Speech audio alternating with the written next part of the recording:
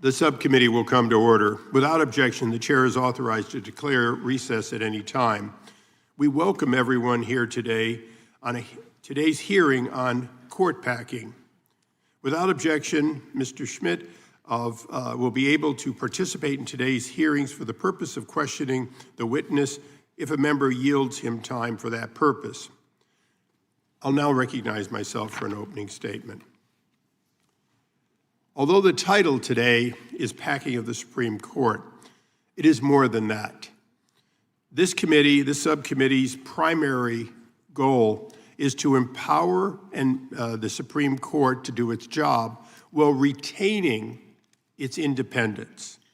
That often means that we're being asked to consider pay, benefits, budget, and in fact, as there is a need to lobby from this body to the court, we do so with the recognition that the United States Supreme Court, unlike any other court in history, is in fact a court of independent decision.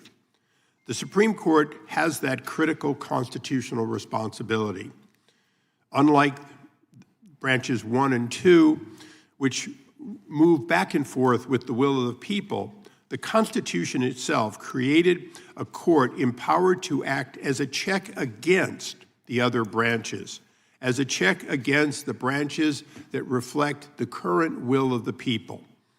Throughout our history, the United States Supreme Court has been at its best when it told the reflection of the will of the people of the moment that they could not do what they wanted to do.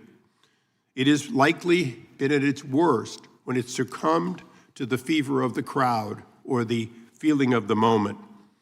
Whether that is Dred Scott, as may be brought up today, or in fact, questions of locking up Americans in concentration camps during World War II, we have had a long history of being proud of the court the vast majority of the time.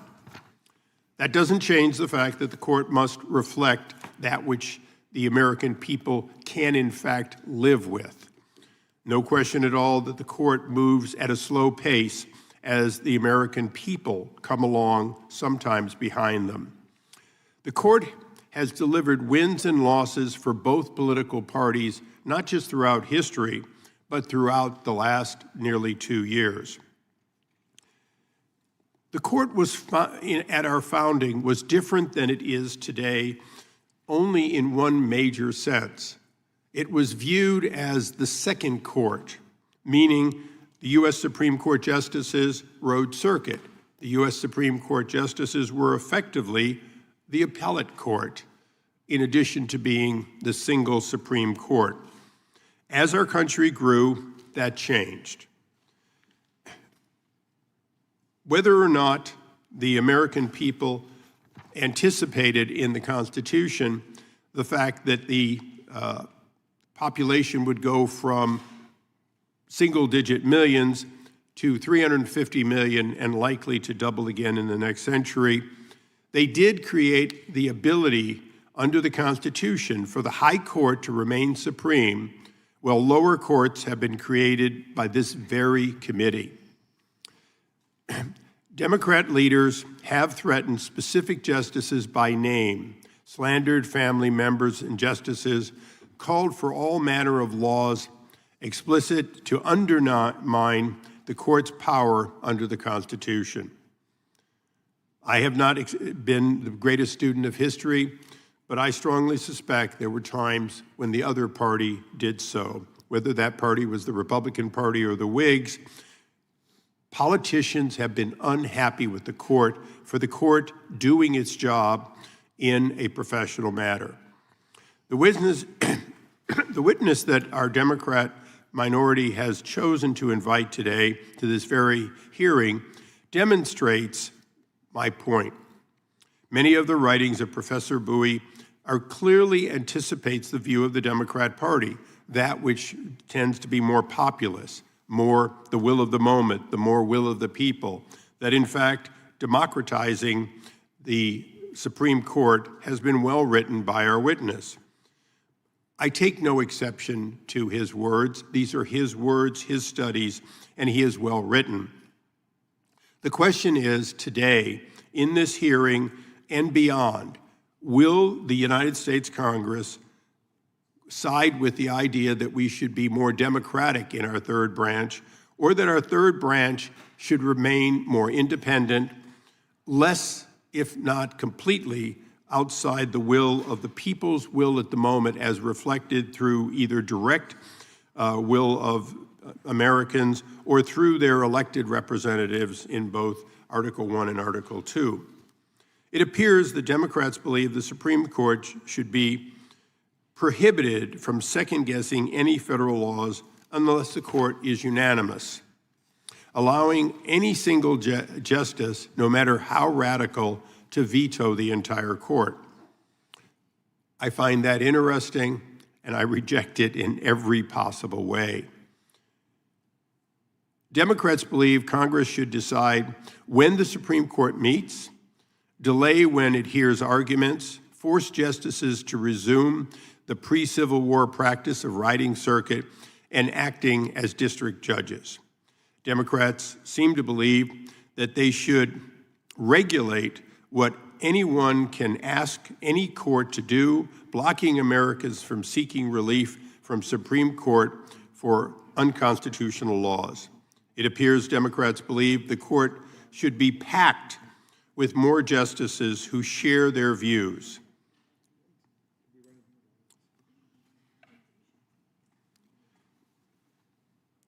If written testimony of these views on behalf of the Democratic colleagues aren't enough for the committee, Professor Bowie has written extensively in support of anti-Supreme Court views. I now ask unanimous consent to enter into the record many of these articles. I will not go through them one by one, but I will make sure they're available to all the members. These are, in fact, the writings of Professor Bowie, who I have, in fact, given a brief synopsis of, and without objection, so ordered. In contrast, Republicans understand that even the court rules against us. That is its constitutional work. We can revise laws and even amend the Constitution if we want to. As I told to some of the individuals in the audience today, we have one of our original constitutional amendments still before the American people. If the American people so chose through its states, they could choose to go from the House of Representatives having 435 members determined by the body itself, or we could have over 6,000 members if we simply enacted one of the original constitutional amendments, the 12th of the 12 original. That would, in fact, cap at 60,000 the number of people each member on the dais could represent. At the time of our founding, it seemed like a good idea to at least some of our founders. If anyone on the dais here today thinks that a baseball park filled with House members pushing their thumbs up and down would give us more democracy, or if any of the witnesses think that it is more than just a relic of the past, I ask them all to please consider opining on it during the hearing. And with that, I'd like to recognize the ranking member of the subcommittee, Mr. Johnson, for his opening statement. Thank you, Mr. Chairman. And thank you, witnesses, for your appearance today. Last summer, Kash Patel took a taxpayer-funded snorkel tour of Pearl Harbor, one of our nation's most hallowed grounds, while the cost of living for Americans skyrocketed. The Trump administration just created a taxpayer-funded $1.8 billion relief fund for January 6th insurrectionists and others in exchange for dropping a $10 billion lawsuit, a personal lawsuit that he filed against the IRS, which he controls.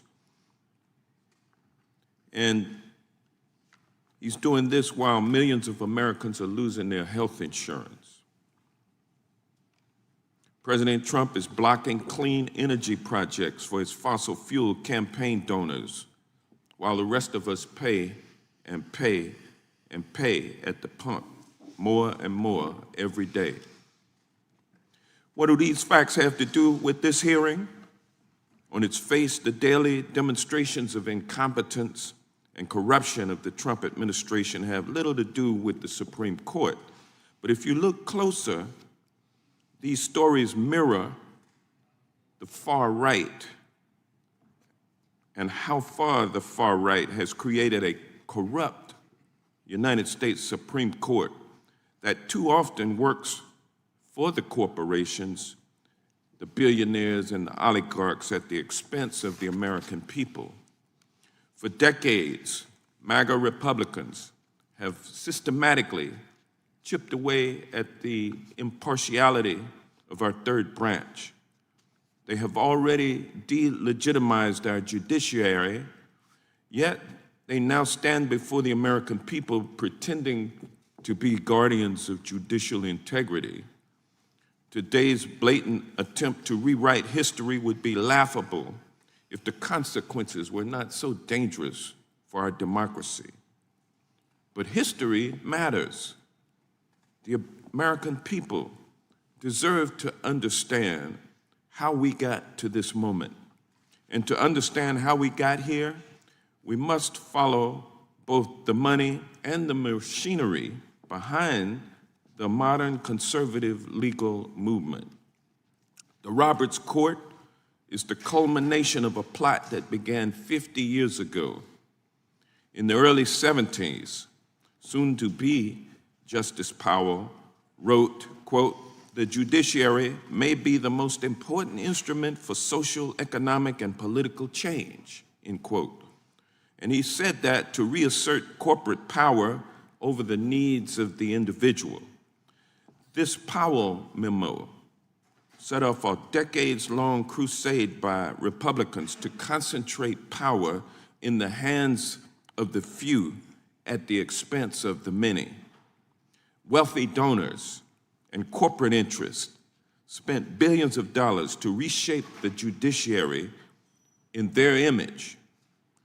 Nowhere is the success of this decades-long effort more visible than at the United States Supreme Court, where a carefully appointed conservative supermajority, a MAGA supermajority, now delivers the MAGA conservative outcomes this movement spent billions of dollars to achieve, and achieve they did.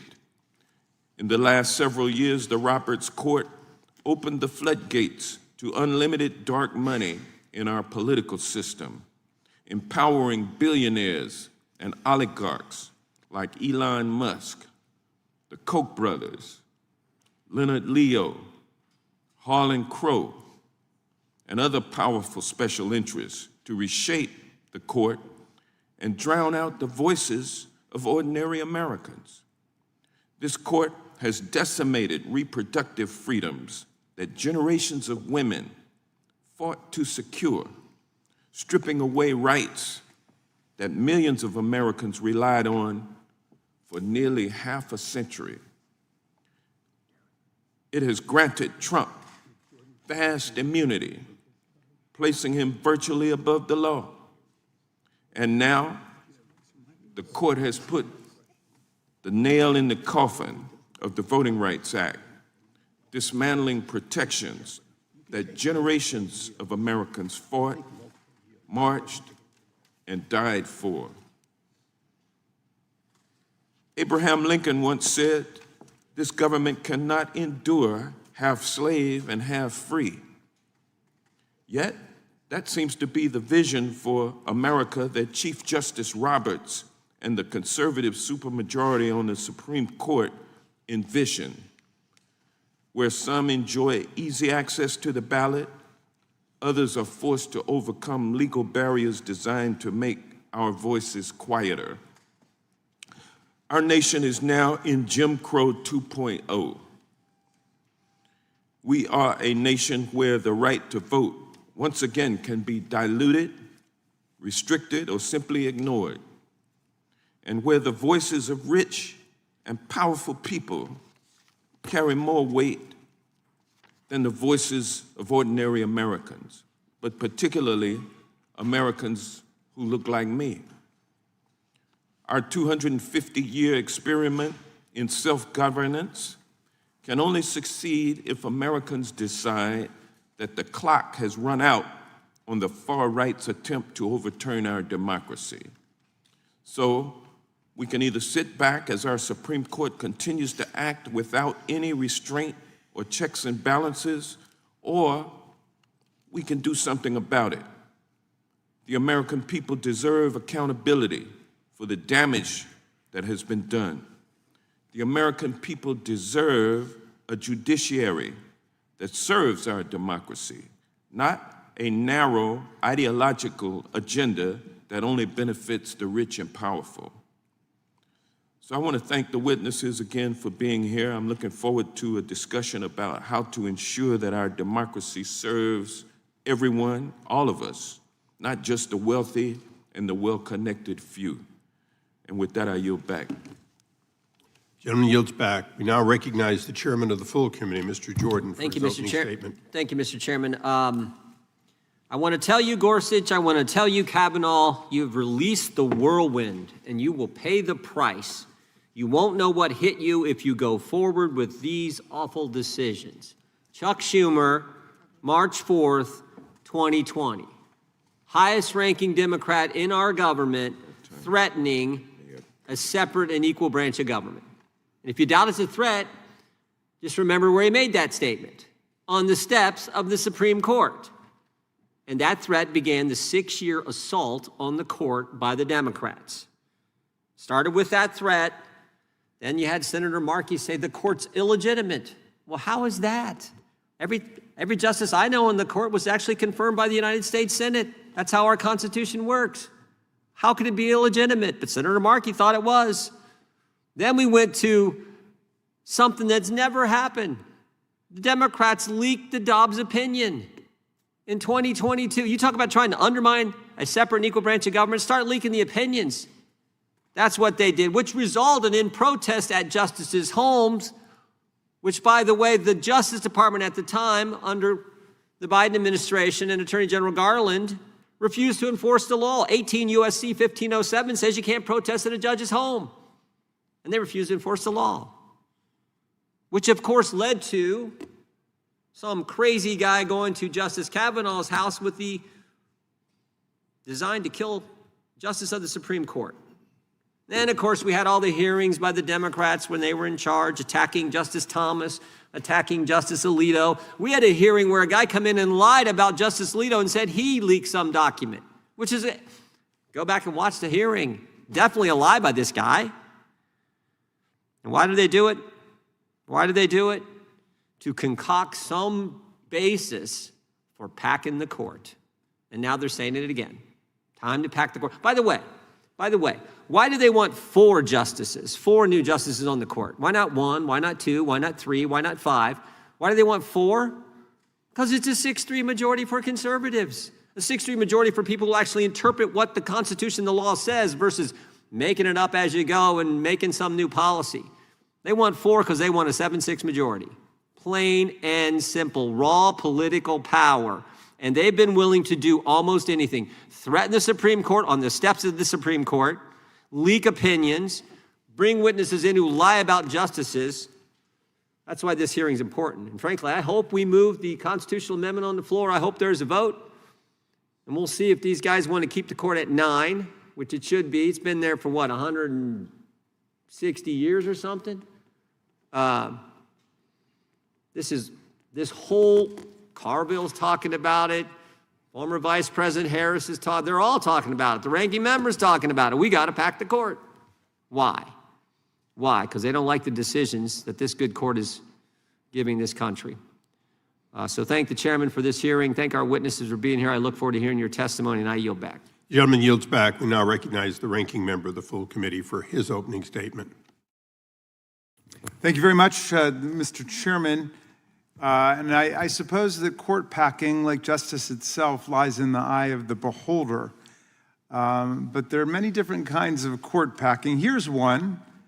When Justice Scalia died in February of 2016, when Barack Obama was president, Senator Mitch McConnell announced 10 and a half months before the presidential election that the Senate would not be considering any replacement.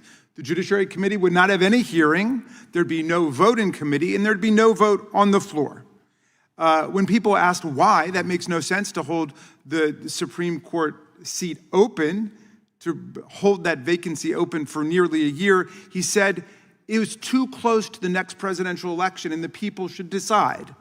Of course, the people had decided in electing Barack Obama to one of those genuine, bona fide 4-year terms in office, like every other president. Well, we've got a controlled experiment about what would happen, because that was held open. Merrick Garland was nominated by Barack Obama and was left twisting in the wind for nearly 11 months after the death of Justice Scalia. Then, Trump, when he got in, was able to nominate Neil Gorsuch to the seat in his first week in office, and that seat was open for 422 days.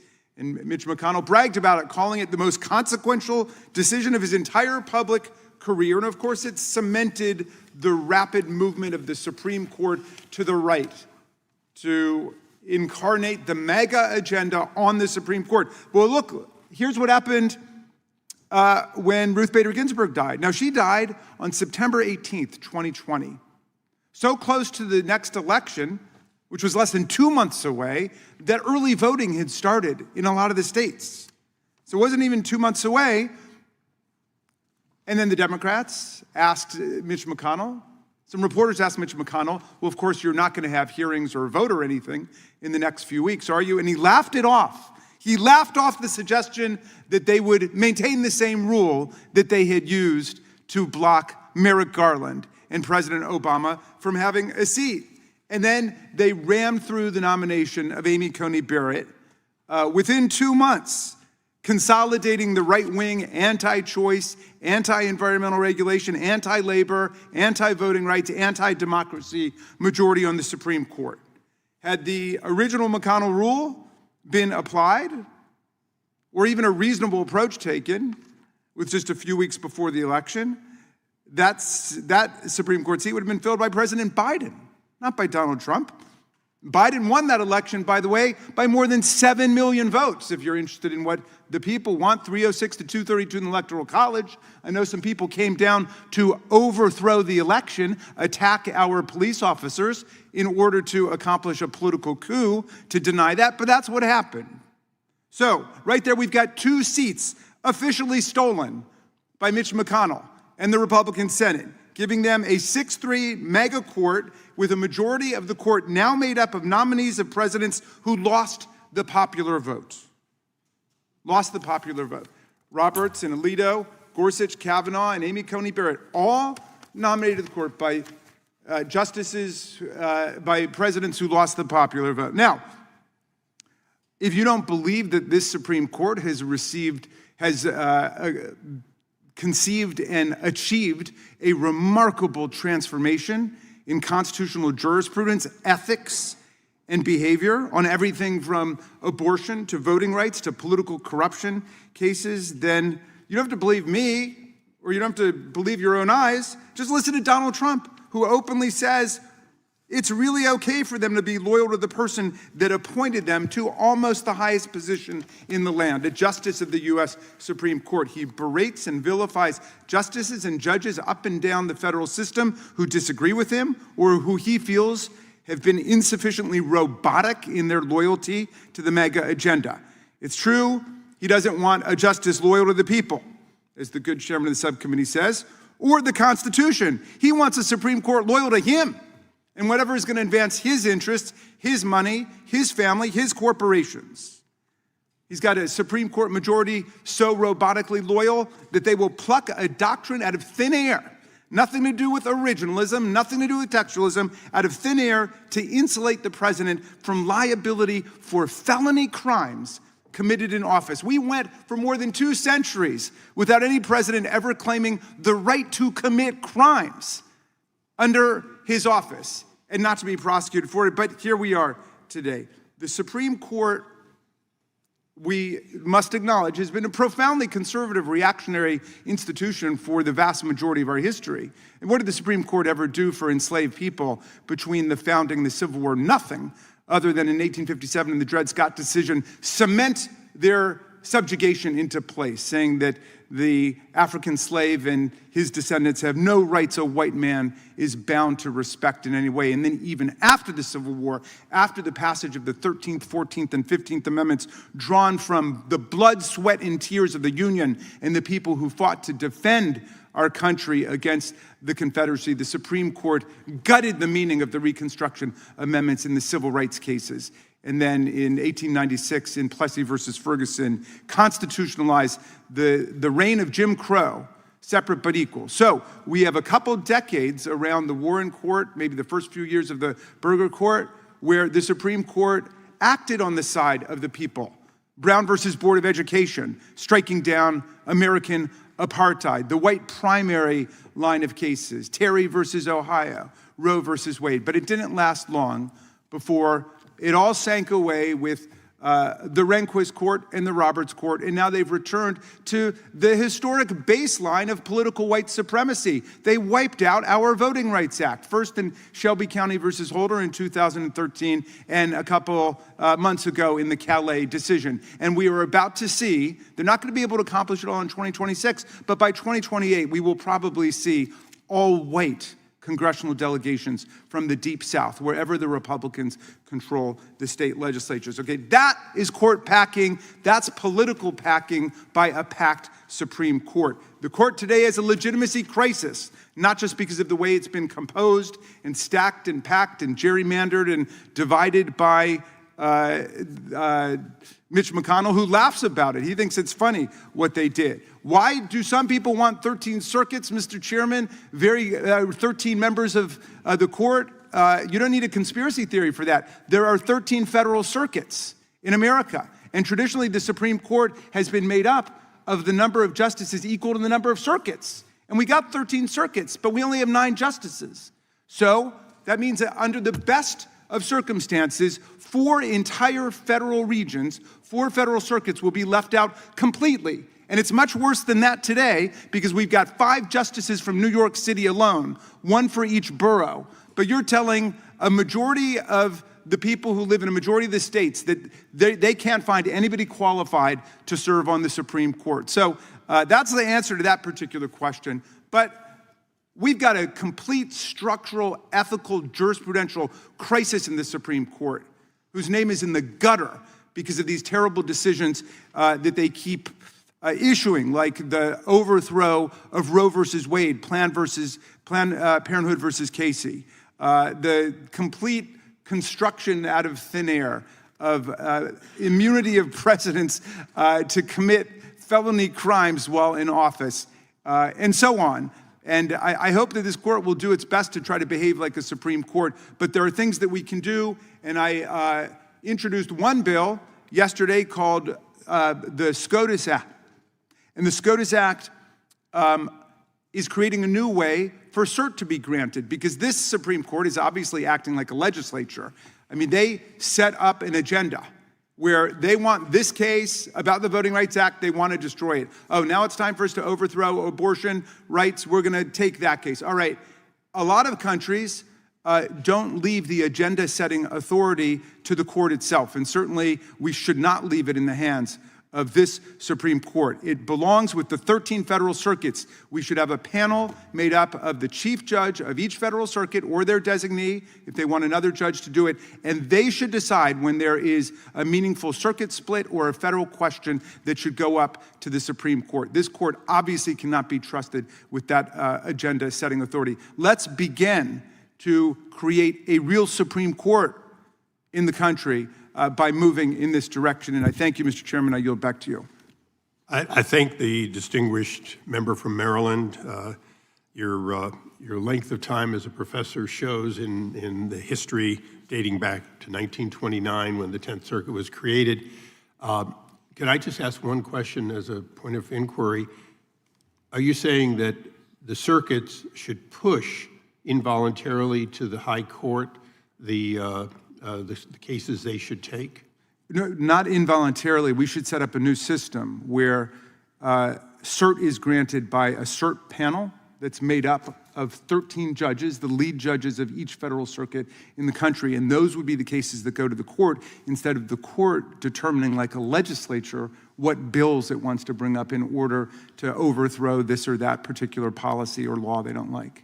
Interesting. I look forward to seeing your bill for that. We'll get it to you. We'll get you a copy right now. I thank the gentleman. Without objection, all other statements will be included in the record. We'd now like to introduce our panel. Mr. Louis Capozzi is the Solicitor General of Missouri. He previously worked in private practice at Jones Day, growing up in Cleveland. That's a household word I appreciate. And has served as an adjunct professor at the University of Pennsylvania Carey Law School. He clerked for Justice Neil Gorsuch, Judge Wilkinson, and Judge Wilkinson on the Fourth Circuit Court of Appeals, Judge Anthony Scalia on the Third Circuit Court of Appeals. Thank you and welcome. Professor William Ross. Mr. Ross is the Albert P. Brewer Professor of Law and Ethics at Stanford University Cumberland School of Law. Professor Ross teaches courses on professional responsibility, civil procedure, constitutional law, and American legal history. Mr. Gene Schaerr is a partner at his own firm of Schaerr Jaffe LLP, where his practice focuses on civil appellate matters. He has argued 7 cases before the U.S. Supreme Court and previously was chair of the U.S. Supreme Court and Appellate Practice Group at Winston and Strawn. He is a constituent of our ranking member in Maryland, and perhaps will be able to answer the ranking member's questions in full. Professor Nicholas Bowie. Mr. Bowie is the Louis D. Brandeis Professor of Law at Harvard University. Professor Bowie teaches courses on federal constitutional law, state constitutional law, and local government law. We welcome our witnesses here today, and as is the rule of the committee, I would ask all our witnesses to rise to take the oath and raise their right hand. Do all of you solemnly swear or affirm under penalty of perjury that the testimony you're about to give will be true and correct to the best of your knowledge, information, and belief, so help you God? Let the record reflect that all witnesses answered in the affirmative. You may be seated.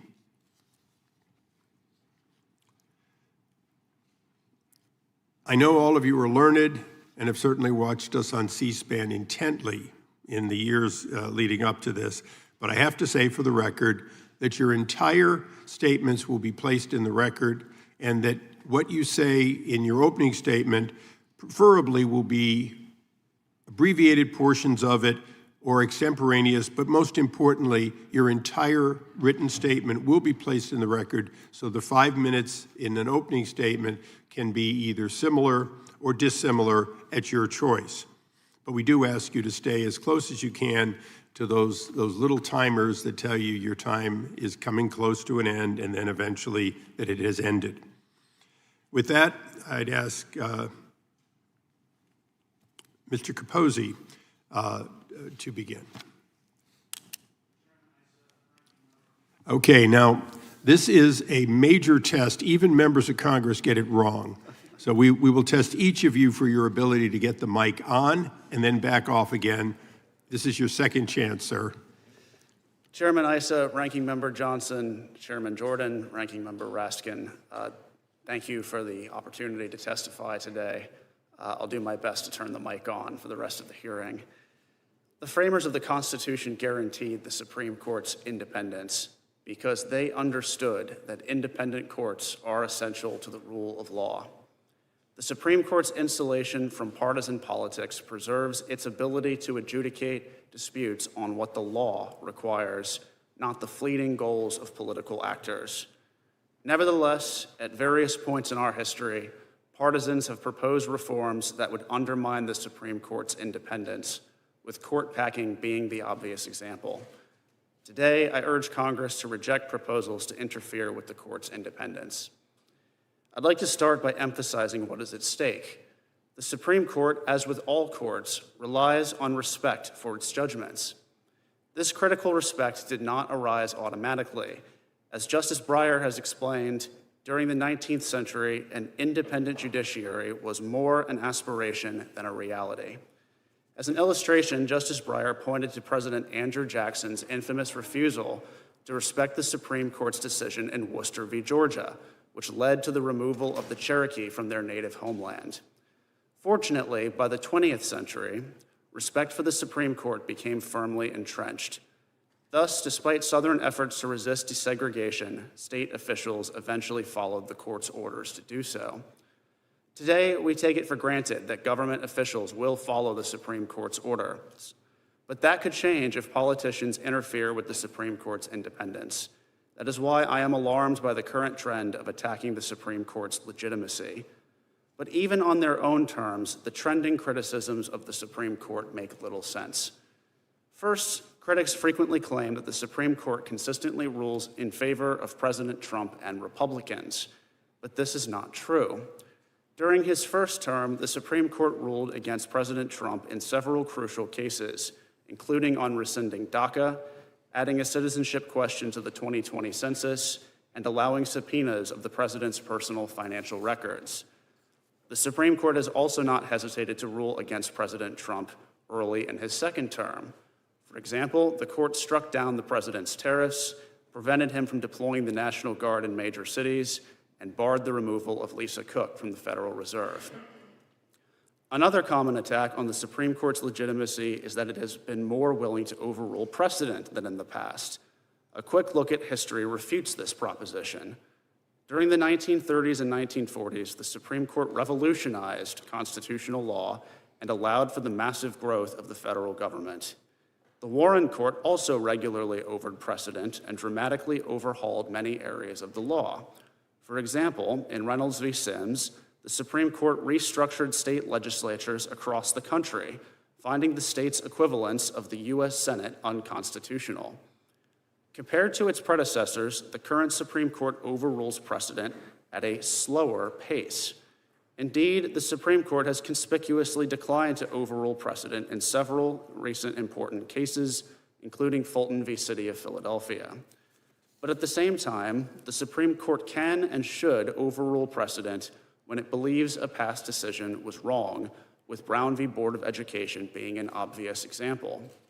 The Supreme Court continues to strike a balance between preserving precedent and correcting its mistakes, just as it has always done. As Solicitor General of Missouri and a recent Supreme Court clerk, I can attest that the Supreme Court is working exactly as it should be. The Supreme Court derives its legitimacy from the fact that it is not a partisan institution. No political group gets everything it wants there. Disagreeing with the court's decisions is no excuse to threaten judicial independence, a cornerstone of our republic that took centuries to build. I urge Congress to continue its tradition of respecting the Supreme Court's independence. Thank you again for your invitation to be here today. I look forward to your questions. Thank you, sir. We now recognize Professor Ross. Okay, you get two chances too. Yeah, don't feel bad. Like I say, we've had senators not be able to get it right, sir.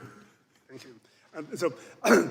Chairman Issa, Ranking Member Johnson, Chairman Jordan, and Ranking Member Raskin, and distinguished members, thank you very much for inviting me to testify here today.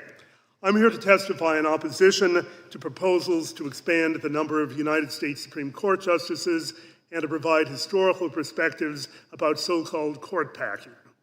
Increasing the court size for political reasons could diminish judicial independence and interfere with separation of powers because it would permit the President and the Senate to manipulate the outcome of judicial decisions by appointing additional justices who would be expected to conform to the political predilections of the President and his or her party.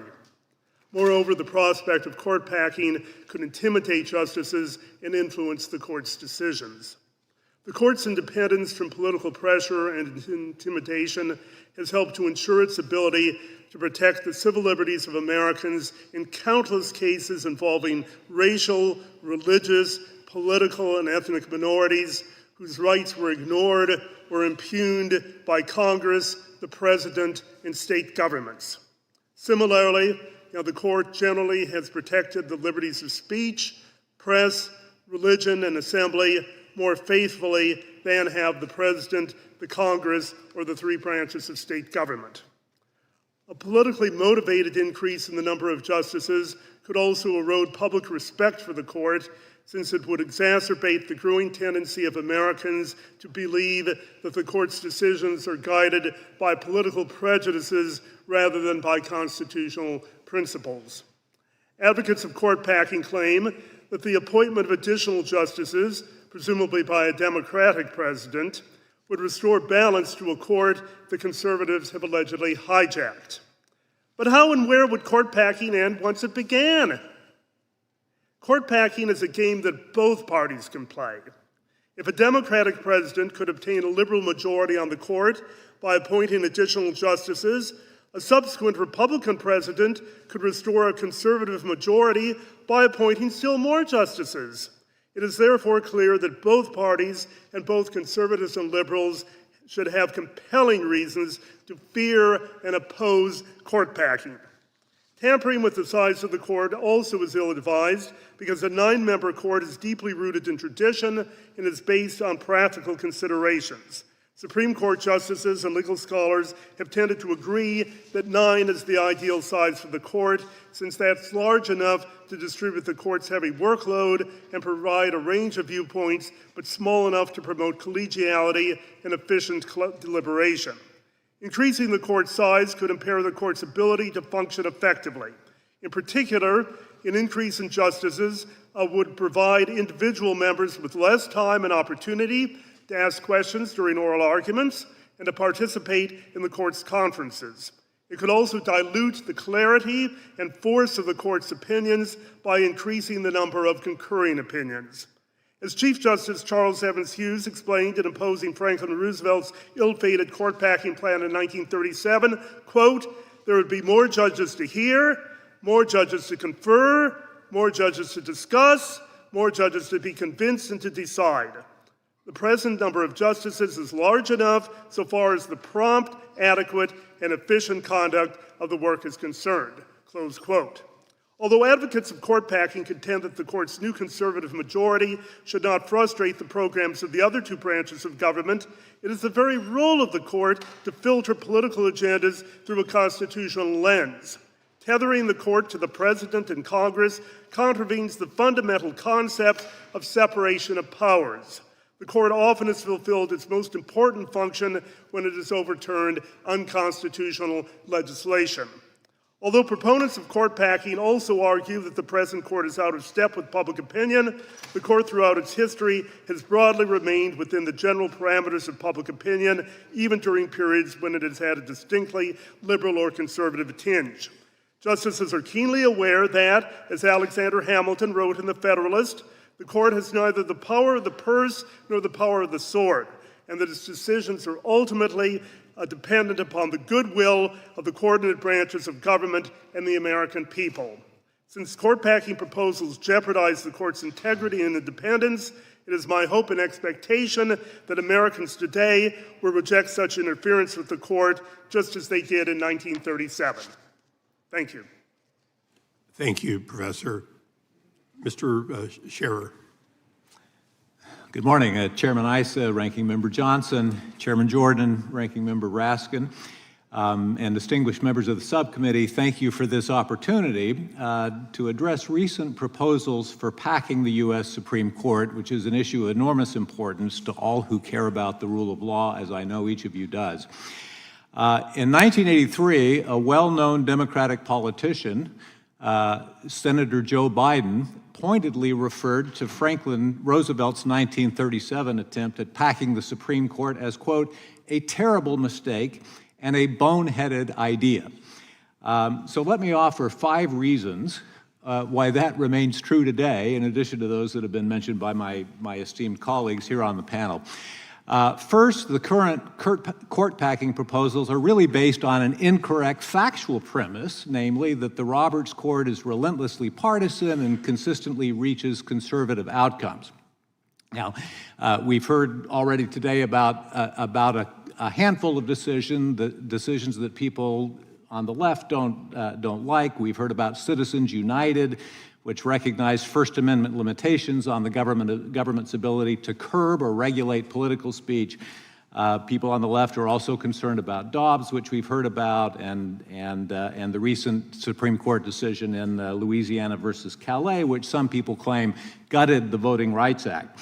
But in fact, and I'll come back to those specific examples in a minute, but in fact, the Roberts Court, often joined by some of President Trump's nominees, has also ruled against what most people view as Republican or conservative interest in several hotly contested cases.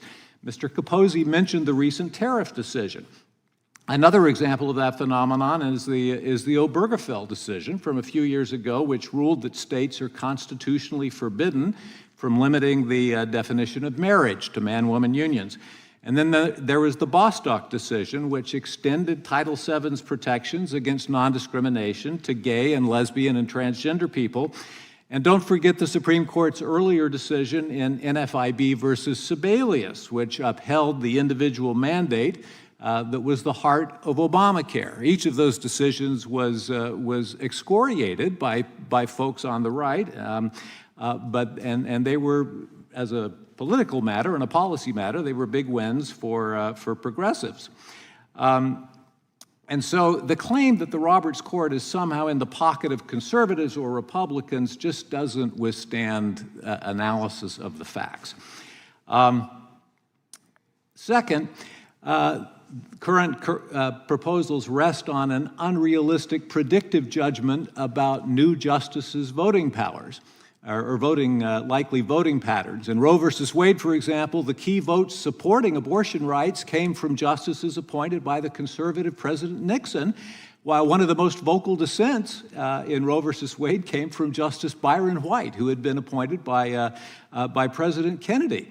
And we've all seen examples of where Supreme Court justices vote against the wishes of the president who appointed them. And so even adding 4 more justices to the Supreme Court is by no means any guarantee that the court would shift more towards progressive priorities.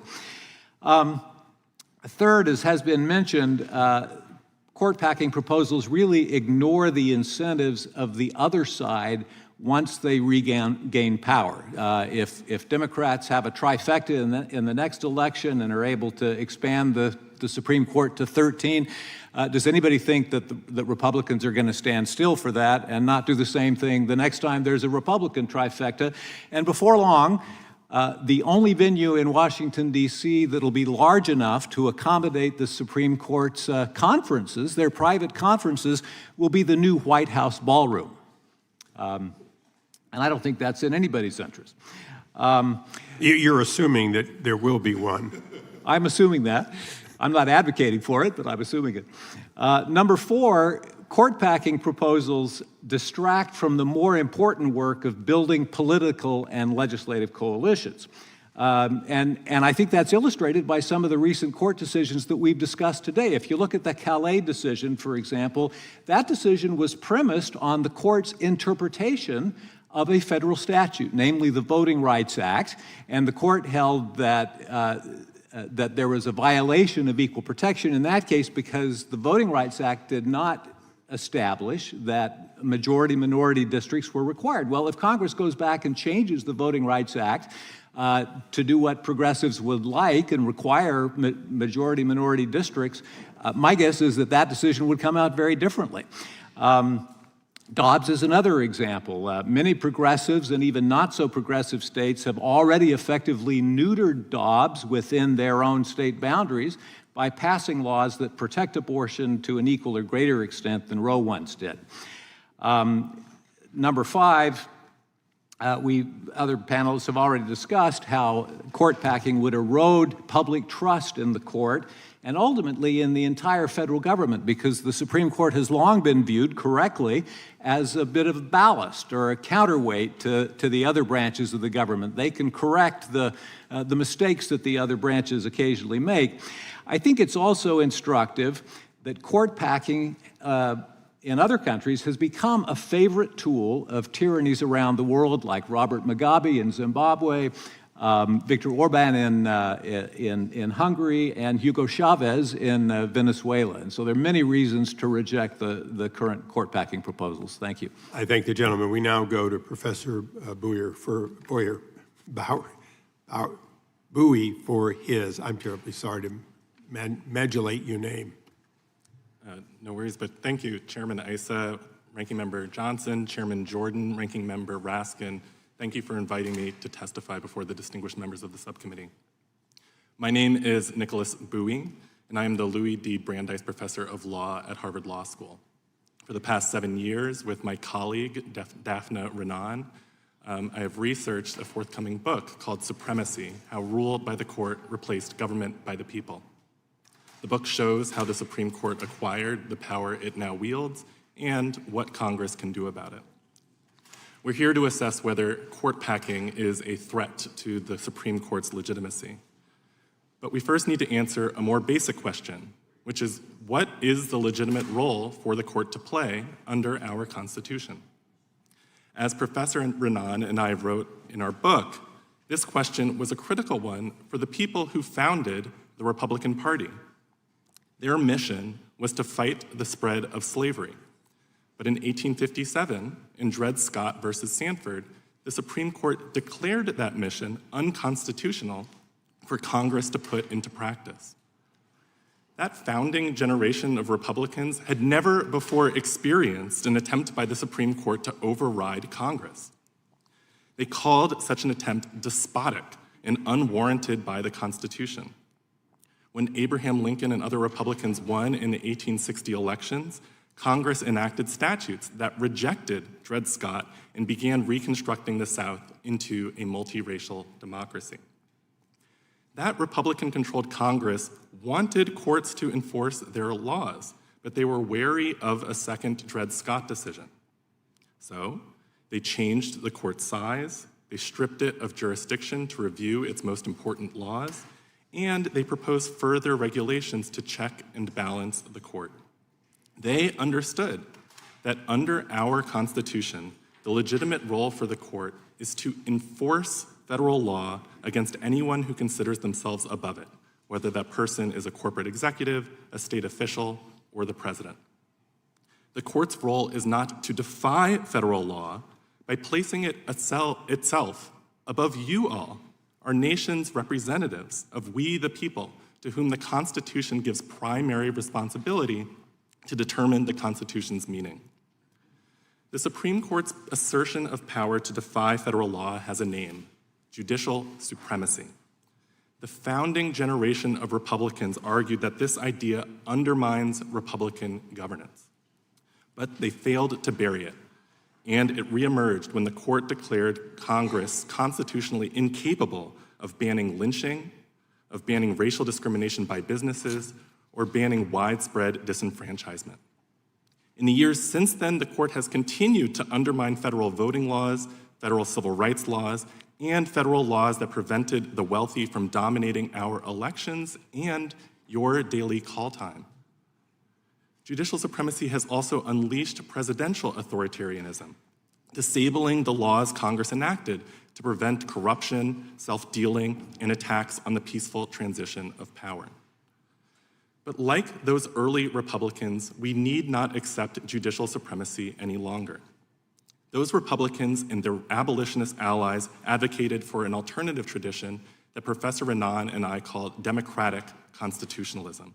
This is the idea that we, the people, have the power to interpret and define the meaning of the Constitution through the process of federal lawmaking. This was the position of the lawyers who argued Brown versus Board of Education in the 1950s. They urged the court to stop defying Congress's civil rights laws and to start enforcing it against discrimination in the South. One law in particular, the Ku Klux Klan Act of 1871, explicitly directed courts to prevent state officials from violating anyone's constitutional rights. The court applied that federal law in Brown to end segregation in the South, and it has applied it in many landmark cases since. Meanwhile, a bipartisan Congress inaugurated a second Reconstruction with the Voting Rights Act of 1965. That law overrode Supreme Court decisions that had interpreted the Constitution to be consistent with all of the Jim Crow laws that disabled Black people from voting in the South. You have the power to continue this legacy and replace judicial supremacy with democratic constitutionalism. The Constitution says nothing about the court's power to defy acts of Congress, but it explicitly empowers Congress to regulate the court. Your predecessors used that power to curb the court's defiance of federal statutes and to override harmful constitutional interpretations. And in fact, nearly everything about the court can be regulated by statute, including the number of justices, where it sits, and what it has the power to do. If the current majority of the court is exercising an illegitimate supremacy over federal law, one the Constitution does not grant and that is being used to make Republican governance unviable, then regulating the court is not just legitimate, it is your duty. Thank you very much. Thank you. We'll now proceed to the 5-minute rule, but I'll ask unanimous consent at this time to place into the record the Judges Act, H.R. 1702, a bill to expand the district courts over a phased-in period. Additionally, I'll put in H.R. 3422, the Judiciary Act of 2023, to expand the court. And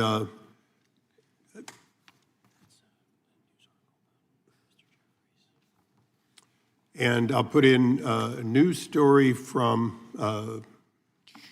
2026, just a few days ago. Democrats' renewed call for U.S. Supreme Court overhaul after the Voting Rights Act decision. Without objection, so ordered. We now proceed to the gentleman from Wisconsin, Mr. Fitzgerald, for 5 minutes. Thank you, Chairman. Mr. Ross, for the first 80 years of our nation's history, the size of the Supreme Court changed with some regularity. Why was that? Microphone. Pardon. Yeah, the expansion of population. Originally, the justices were chosen largely on geographical grounds, and the justices rode circuits. The justices wore two hats until 1891. They served as circuit court judges, and they also served as U.S. Supreme Court justices. And in a smaller nation, there were only 4 million people in the 1790 census. There was less need, for a larger court. As the country expanded, as the number of circuits expanded, the number increased, but only to 9. From 5 to 9, maximum of 10, and then only for 6 years, from 1863 to 1869, there were 10, and since 1869, we've had 9. And so, that's a long history, a century and a half with 9 members. And it's worked very well so far, and in my opinion, that ought to be the number. Well, let me follow up then. So in 1869, when Congress did pass that Judiciary Act, why did they set it at 9 justices at that point, do you feel? Well, if the court divided, then that would be 5 to 4. If you have 10, then the court could be split. If the court splits and the lower court decision stands, but it's generally better to have a decisive decision of the court. So 9 permits the court to divide one way or the other. And as been alluded to a couple times, when President Roosevelt tried to unsuccessfully in 1937 to expand the court to 15 justices, was there any sound logic to this expansion that the president was using or making, or was it merely an overreaction to a Supreme Court that had repeatedly struck down the New Deal? Historians are unanimous in were virtually unanimous. Historians are never unanimous on anything, but yeah, about as unanimous as they can be, that the court packing plan in 1937 was politically motivated. The Supreme Court had struck down a number of significant New Deal statutes in the previous 2 years, and the Social Security Acts and the National Labor Relations Act were coming up for adjudication before the court. These were the signature legislation of the New Deal, and Roosevelt was understandably worried that the court would strike those down. And so his remedy, was to increase, the number of justices, to pack the court, so that the Social Security Acts, both the old age pension and the unemployment compensation laws, and the National Labor Relations Act, which was hugely important at a time of industrial unrest, would be secure. And so, Franklin Roosevelt originally claimed that he was doing this because the Supreme Court was overworked and the justices were geriatric. There were 6 of them who were over the age of 70. That's why he chose 6, one new justice for every justice who was over the age of 70. But the older justices were, for the most part, quite vigorous, including Louis Brandeis. And Chief Justice Hughes was in peak of health, despite his age, over 70, and so that, it was so disingenuous that it was almost laughed at. And so Roosevelt, about a month after he introduced the plan, admitted that his motives were frankly political. By the way, the then chair of the House Judiciary Committee, Hatton Sumner's, Democrat, opposed Roosevelt's plan from the very first day. That's why Roosevelt introduced it in the Senate rather than in the House. Very good, thank you. So there's already this morning, there's been some attacks on the Supreme Court by some of my colleagues on the other side over, just as a former clerk, Mr. Capozzi, you state in your testimony that if too many come to view the Supreme Court as a partisan actor rather than a neutral arbitrator of law, the losing parties will be tempted to disregard court orders. What would that mean for our government as a whole? I know that's a big question. It would mean the end of the rule of law, plain and simple. Do you think that there are certain parameters to criticizing the court, or is that unacceptable beyond the First Amendment? I think it's perfectly acceptable to criticize the Supreme Court. People always have. Presidents from the beginning of our country have lost major cases before the Supreme Court. President Jefferson frequently criticized decisions from the Supreme Court. I think there's a line between criticizing decisions, criticizing their reasoning, and attacking the legitimacy and the independence of the Supreme Court itself. Very good. I yield back. The gentleman yields back. We now go to the ranking member of the subcommittee, the gentleman from Georgia, for 5 minutes. Thank you, Mr. Chairman. Professor Bowie, the Supreme Court's recent decision in Louisiana versus Calais represents the culmination of a decades-long campaign led in part by Chief Justice Roberts to dismantle the Voting Rights Act. From Shelby County to Bronovich and now Calais, there has been a systemic and systematic effort to substitute judicial skepticism for Congress's explicit constitutional authority to protect the right to vote. Professor Bowie, how does the Calais decision compare to the Supreme Court's treatment of Reconstruction-era protections in the initial passage of the Voting Rights Act? And it's directly related because for the first century after Congress proposed the 15th Amendment to protect the right of people to vote and to prohibit states from violating that right on account of race, the Supreme Court interpreted the 15th Amendment to prohibit only laws that it thought had the intent of discriminating on the basis of race. And applying that test, the court allowed literacy tests, poll taxes, and all sorts of other state laws to effectively disenfranchise all Black people, or nearly all, in the South. When Congress passed the Voting Rights Act in 1965, its goal was to overcome those decisions and instead apply an effects test, or something that said when a state law has the effect of making it more difficult for people of color or any other group to vote on account of their race, then that is illegal. When the Supreme Court interpreted that law in the 1980s, it said that actually what Congress did was apply the same sort of intent test. You have to prove that a state legislature intended to discriminate against black people. And Congress again said, no, you're getting this wrong. We think the problem is all of these laws that have the effect of making it more difficult for people to vote. And what happened in a recent decision just a few weeks ago is the court said, no, we think what Congress actually did is apply the same test that we've applied for generations that's had the effect of making it far more difficult for people of color to vote. And we're seeing the consequences right now as every southern state considers laws to take away representation in Congress that's currently occupied by black or Hispanic representatives. Many Americans increasingly view the court as acting less like a neutral judicial body and more like a political institution advancing a particular ideological agenda. When the court repeatedly invalidates laws enacted through the democratic process to expand voting rights and representation, does that contribute to a crisis of legitimacy of the institution itself?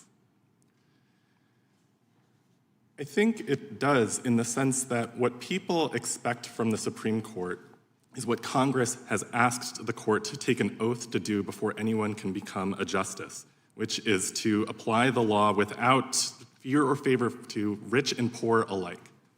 And when people look at the kinds of rulings coming out of the court that seem to systematically favor one party or the wealthy or corporations or any number of people on a pretty predictable basis, just knowing kind of what is going on in the case before the court even issues a decision, I think it does have an effect on what people think the court is in effect doing. I agree with my colleagues on this panel that to the extent what people think the court is doing is simply issuing truth social posts, then no one will take it seriously. The court's power comes from the idea that what the justices are doing is different from what you are all doing as politicians. But when all of the evidence and all of the public information about the court suggests that actually the same kinds of policy decisions are happening on the bench that are happening in Congress, it becomes very difficult to treat the court as a different kind of institution than your esteemed body. Thank you. If the court continues to narrow Congress's ability to protect voting rights under the Reconstruction Amendments, what does that mean for the balance of powers as envisioned by our Constitution and for the future of multiracial democracy in this country? The Constitution is ours to interpret as Americans. It is a document for all of us. And people have marched and protested and died in order for the Constitution to reflect that we are a democracy, we should protect the ability of all of us who can vote to do so, and that we should not tolerate laws that make it more difficult for people to access the ballot.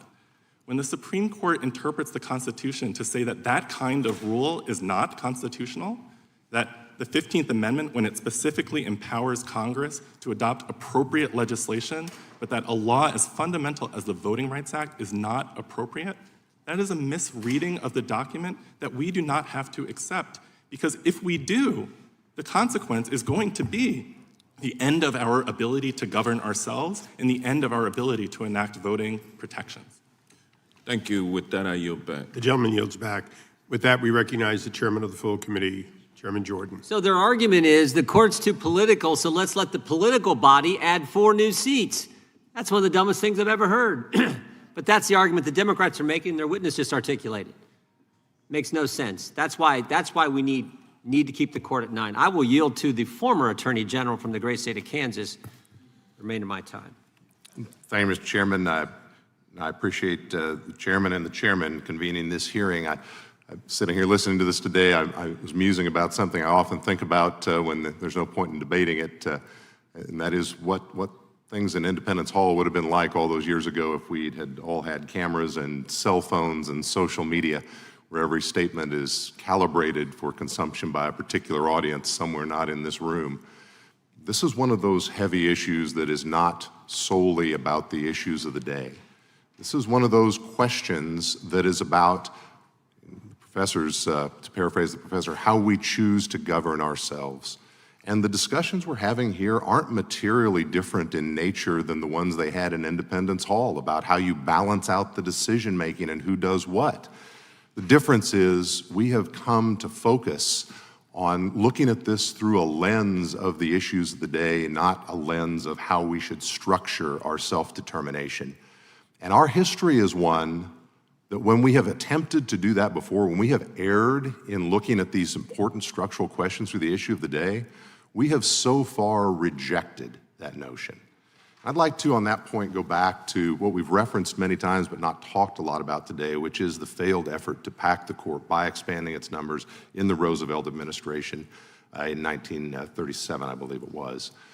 You know, remember the context of that time. It's been mentioned by Professor Ross and others about the court overturning a number of, modifying and reversing its view in some cases on the appropriate limitations on the constitutional powers of Congress to act in the economic space in particular. But remember what was happening politically. Less than a year before, there had been a presidential election in this country, and Franklin Roosevelt was reelected. And these issues were central in that election. I wasn't alive then, but it's a little personal to me. The Republican nominee for president that year was Alf Landon. He's from my little hometown of about 9,000 people. He was the only Republican governor reelected in the country in 1934, which is why he became our nominee in 36. And he lost in a landslide. In fact, he only carried Maine and Vermont, didn't even carry Kansas. Roosevelt had a mandate, we might say, and yet he overreached. And it took a bipartisan majority to say, notwithstanding that clear message from the people and notwithstanding the power of the presidency, we are going to defend the structure of this democracy and of this court. And has been mentioned, the chairman of the House Judiciary Committee at the time, a Democrat, didn't favor packing the court. And ultimately, when it came to a vote in the Senate, the Democrat-led Senate Judiciary Committee said they don't favor the packing of the court. And the U.S. Senate, which was a majority Democrat at the time, voted overwhelmingly, I think it was 70 to something, not to adopt a court packing plan. So what's happening in this room today and in our politics today is different. It's different because for some reason we seem incapable of having what I would believe to be a more reasoned, bipartisan or apartisan, nonpartisan discussion about how we want our Supreme Court to function and what its appropriate role is. I won't read all the statements, they've been entered into the record, but right now at this moment in our history, it is my friends on the other side who seem intent, because they don't like the direction the court is headed, to pack it with new members. I suppose those of us on the more conservative side could have made the same argument for many years after the Roosevelt courts, because we didn't like a lot of those decisions. We, for the most part, didn't as vociferously argue about just fundamentally changing the structure. So I want to return to just a couple of questions here that have been touched on but before. Can any of you tell me, let me start, Professor Ross, you've addressed this, Mr. Capozzi, let me ask you, Mr. Schaerr, and then Mr. Bowie. Let's assume that a court expansion plan is adopted in some form. What is the limiting principle that would limit its further expansion in the future if we succumb again to the political passions of the moment? Mr. Capozzi? I don't think there is any limit. That's one of the fatal flaws of the proposal, that if one president packed the court, then the next president could pack the court, and it would just be a never-ending cyclical process, and you end up with potentially hundreds of Supreme Court justices. Thank you, Mr. Ross. Mr. Capozzi? The only limit will be what each side can get away with. Mr. Schaerr? Professor, what's the limiting principle? So the role of the court is an important question, as you've laid out. And the role is not to be this undemocratic superweapon in the middle of our democracy. The role is not to try to put as many of our people... Is there a limiting principle on if we expand it today because one side's mad, do we expand it tomorrow because somebody else is? What's the limiting principle? Putting justices on the court for their own sake is not a good idea, nor is changing the size of the court simply because 9 is a better number than 8 or 10 is a better number than 9. Thank you, Professor. I yield back. I'm out of time. I appreciate that. The gentleman yields back. We now go to the ranking member of the full committee, the gentleman from Maryland, for his questions. Thank you, Mr. Chairman, and thank you, Mr. Schmidt, for those thoughtful comments. One of the things you say is we should be talking about how the Supreme Court should function, and is it consistent with the Constitution and the rule of law? So let's talk about the shadow docket and what's actually going on in the Supreme Court today. When Trump's policies, whether it's an attempt to directly nullify the first sentence of the 14th Amendment, which establishes birthright citizenship, or his attempt to usurp the spending powers of Congress, are challenged, he is losing 60% of the time in the district courts, he's lost, 57% of the time in the federal circuit courts. Then it gets up to the Supreme Court and its shadow docket, and there he has won 84% of the time. So he goes from losing 40% of the time to winning more than 80% of the time when it gets up in the Supreme Court. Now, obviously we would disagree about substance. Those who want to go with Trump and say that he can nullify birthright citizenship in the country are just going to disagree about that, fine. But what about the shadow docket and how it operates? Nobody's uttered a word about what that does to undermine the legitimacy of the court. We have 100-page opinions, authoritative magisterial opinions being written by district court judges or panels, circuit court judges, that are being overturned with one sentence or one paragraph in the shadow docket. Is that legitimate or is that illegitimate? Maybe we can just go down the line. Mr. Schaerr? In general, it's legitimate. Every appellate court has the authority to stay a decision of a lower court. Okay, Mr. Ross, do you think it's legitimate, what's taking place with the shadow docket? I share your concern about the shadow docket. I'm troubled by it too, but I don't think that offers any justification. I don't think criticism of the shadow docket provides any justification. Is it legitimate or illegitimate? I'm just asking whether it's legitimate or illegitimate. I don't think it's illegitimate. Okay, Mr. Capozzi?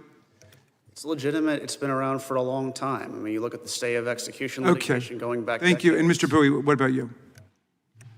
I don't think it's legitimate in part because of the damage it's doing to the court's credibility as well as to our country. I mean, we have a court right now that is issuing decisions without the benefit of argument, without the benefit. I mean, that really is Truth Social meet the Supreme Court. We'll send you one sentence and overturn an entire analysis.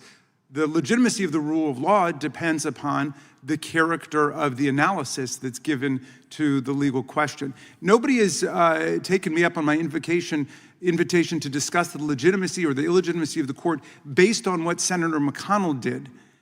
Is there anybody who would argue that what he did was legitimate in saying we will not even have a hearing on President Obama's nominee, Merrick Garland, and we will not have any votes, but 11 months before the election, but we will rush through the nominee to take Justice Ginsburg's seat?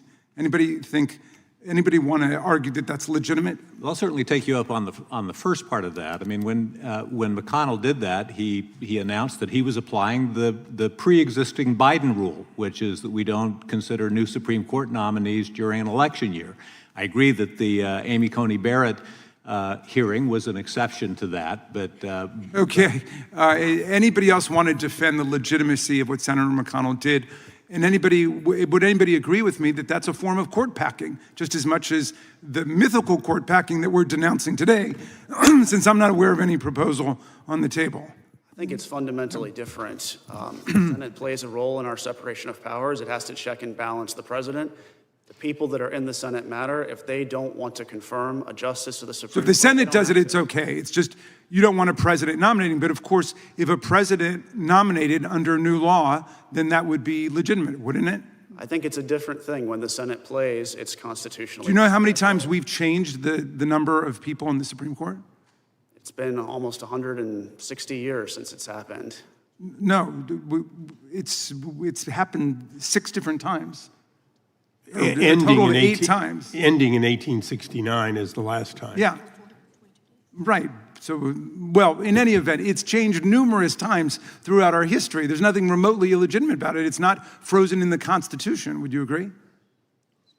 I agree it's not frozen in the Constitution, but we have a tradition dating All right, back but to in any event, 1869. I don't know why we went off on this numerical thing, because that's not what this is really about. The question is about the legitimacy of a court that is demolishing the voting rights of the people, essentially overruling democracy at every turn. And I wonder, Professor Bowie, in the time remaining, if you could discuss what it means for the Supreme Court to intervene in elections, like in Bush versus Gore, or like with the Voting Rights Act, in a way that undermines the people's ability to govern.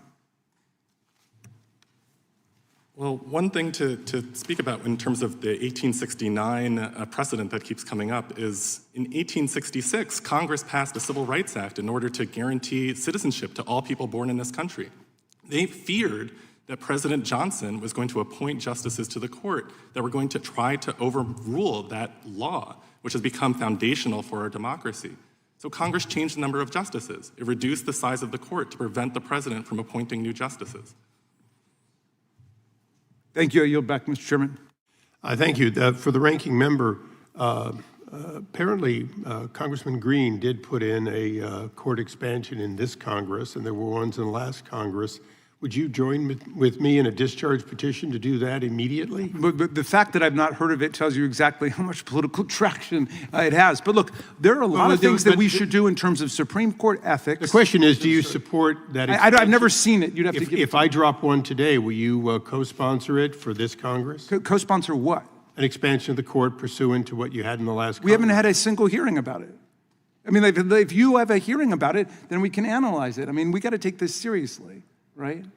I honestly don't even know what his proposal is. Well, why don't I just take the one that you had when you were in majority and present it? Well, what I'm interested in term limits of 18 years. I think the vast majority of the American people support term limits for justices, and if they want to stay on the court as a district judge or an appeals court judge, that's consistent It's with a constitutional change, you'd agree. No, it's not. If they stay on the court as a district judge or a circuit court judge, that's consistent with the command of life tenure. So I'm interested in term limits for members of Congress. We can look at the question of whether every federal circuit should be represented on the Supreme Court, which was the whole original idea behind it. That's what circuit writing's all about. Do you really mean to say for members of Congress? For the Supreme Court. Oh, okay, just checking. I'm actually for that. I'm actually for that. Just checking after you and I have been here past the 6 years. It was a Freudian slip. I'm not opposed to term limits. The longer I stay, the more in favor of that I am, including in this term. But I thank the gentleman for the colloquy. And with that, we go to the gentleman from Virginia, Mr. Klein. Thank you, Mr. Chairman. I think this hearing is very important, especially when, and I appreciate the consistency of the ranking member, the attempt thereof, the importance of consistency when talking about judicial decisions, when you have judicial decisions that may not comport with your understanding of the Constitution, that somehow democracy is being overturned. And that was the rhetoric that was just used by the ranking member, and it's offensive to me. But when... Will the gentleman yield for just a second? I will not. Well, yes, for a second. I actually wrote a book with that title, which I will give to you, called Overruling Democracy, the Supreme Court versus the American People, about Bush versus Gore. I and right-wing appreciate that the gentleman is being consistent with the book that he wrote. But it is equally frustrating to see that in not all cases do you have, especially in the shadow docket, you have examples where they did not rule in favor of a conservative philosophy. If you look at just the mifepristone ruling last week, or this week. If you'd yield for 1 second, there have been 27 cases in the shadow docket, and Donald Trump has won 25 of them. So you may have identified one of the two that he didn't win. I understand that. And one of the things I want to talk about is just because you agree with the decision a court makes shouldn't determine whether or not democracy is being upheld or overturned. It's going down a road that is very destructive. And I want to talk about what's happening in Virginia, because in Virginia right now we have a destructive path that is being pursued by the majority in our legislature. Now we're one of two states where the legislature actually appoints the judiciary. So you have a somewhat convoluted process that actually doesn't work as efficiently as some other states. But Mr. Capozzi, you may be aware that Virginia Democrats passed a redistricting amendment through a procedurally flawed process. The Virginia Supreme Court struck that process down as a violation of the Virginia Constitution. Undeterred by their state court loss, Democratic Attorney General Jay Jones appealed to the U.S. Supreme Court, although I think in his filing it indicated he was appealing to the Supreme Court of Virginia again, and it was Virginia and it was it was Senator, but there were a lot of misspellings. He appealed to the U.S. Supreme Court despite raising no federal claims, and was denied. Rather than accept that, Senate Majority Leader Scott Schaerr took to X to spin the ruling, claiming that only one justice had weighed in, but in fact the denial itself stated, quote, "The application for stay presented to the Chief Justice and by him referred to the court is denied. No noted dissents, not even from the 3 Democrat-appointed justices." Yet Democrats immediately attacked, quote, "far-right extremists on the Supreme Court," and quickly used the unanimous rejection to continue their campaign against the court's conservative justices. Mr. Capozzi, how damaging is it to the rule of law when political actors use a legally correct, unanimous court ruling as a pretext for attacking judicial legitimacy? Yeah, just to clarify, a decision like that would have been referred to the full Supreme Court. So it wasn't just a single justice. All 9 justices agreed that that appeal lacked merit. And, you know, I think most intelligent observers in the Supreme Court bar agreed that that was a borderline frivolous appeal. It presented only a question of state law. And so, at minimum, I would encourage people not to attack the Supreme Court when they unanimously reject a frivolous appeal. Mr. Schaerr, court packing isn't just a federal ambition. After the Virginia Supreme Court struck down the state's redistricting map, Democrats floated the idea, encouraged by alleged phone conversations with federal Democrats, slashing the mandatory retirement age for its justices from 75 to 54 to purge the entire bench. Virginia Delegate Dan Helmer went further, publicly vowing to remove Justice Kelsey, who wrote the opinion, from the bench when he is up for reappointment this coming year. For a party that has made no kings its rallying cry, isn't threatening a justice by name and purging an entire bench a rather dictatorial definition of democracy? Absolutely, Mr. Klein, and it's a move reminiscent of the authoritarians that we discussed earlier, like Robert Mugabe in Zimbabwe and Hugo Chavez in Venezuela. That's the kind of stuff they did to their judiciaries to try to get them in line with their programs. Agreed, and I appreciate the comments of the gentleman, and I yield back. Gentleman yields back. We now go to the gentlelady from California, Ms. Lofgren.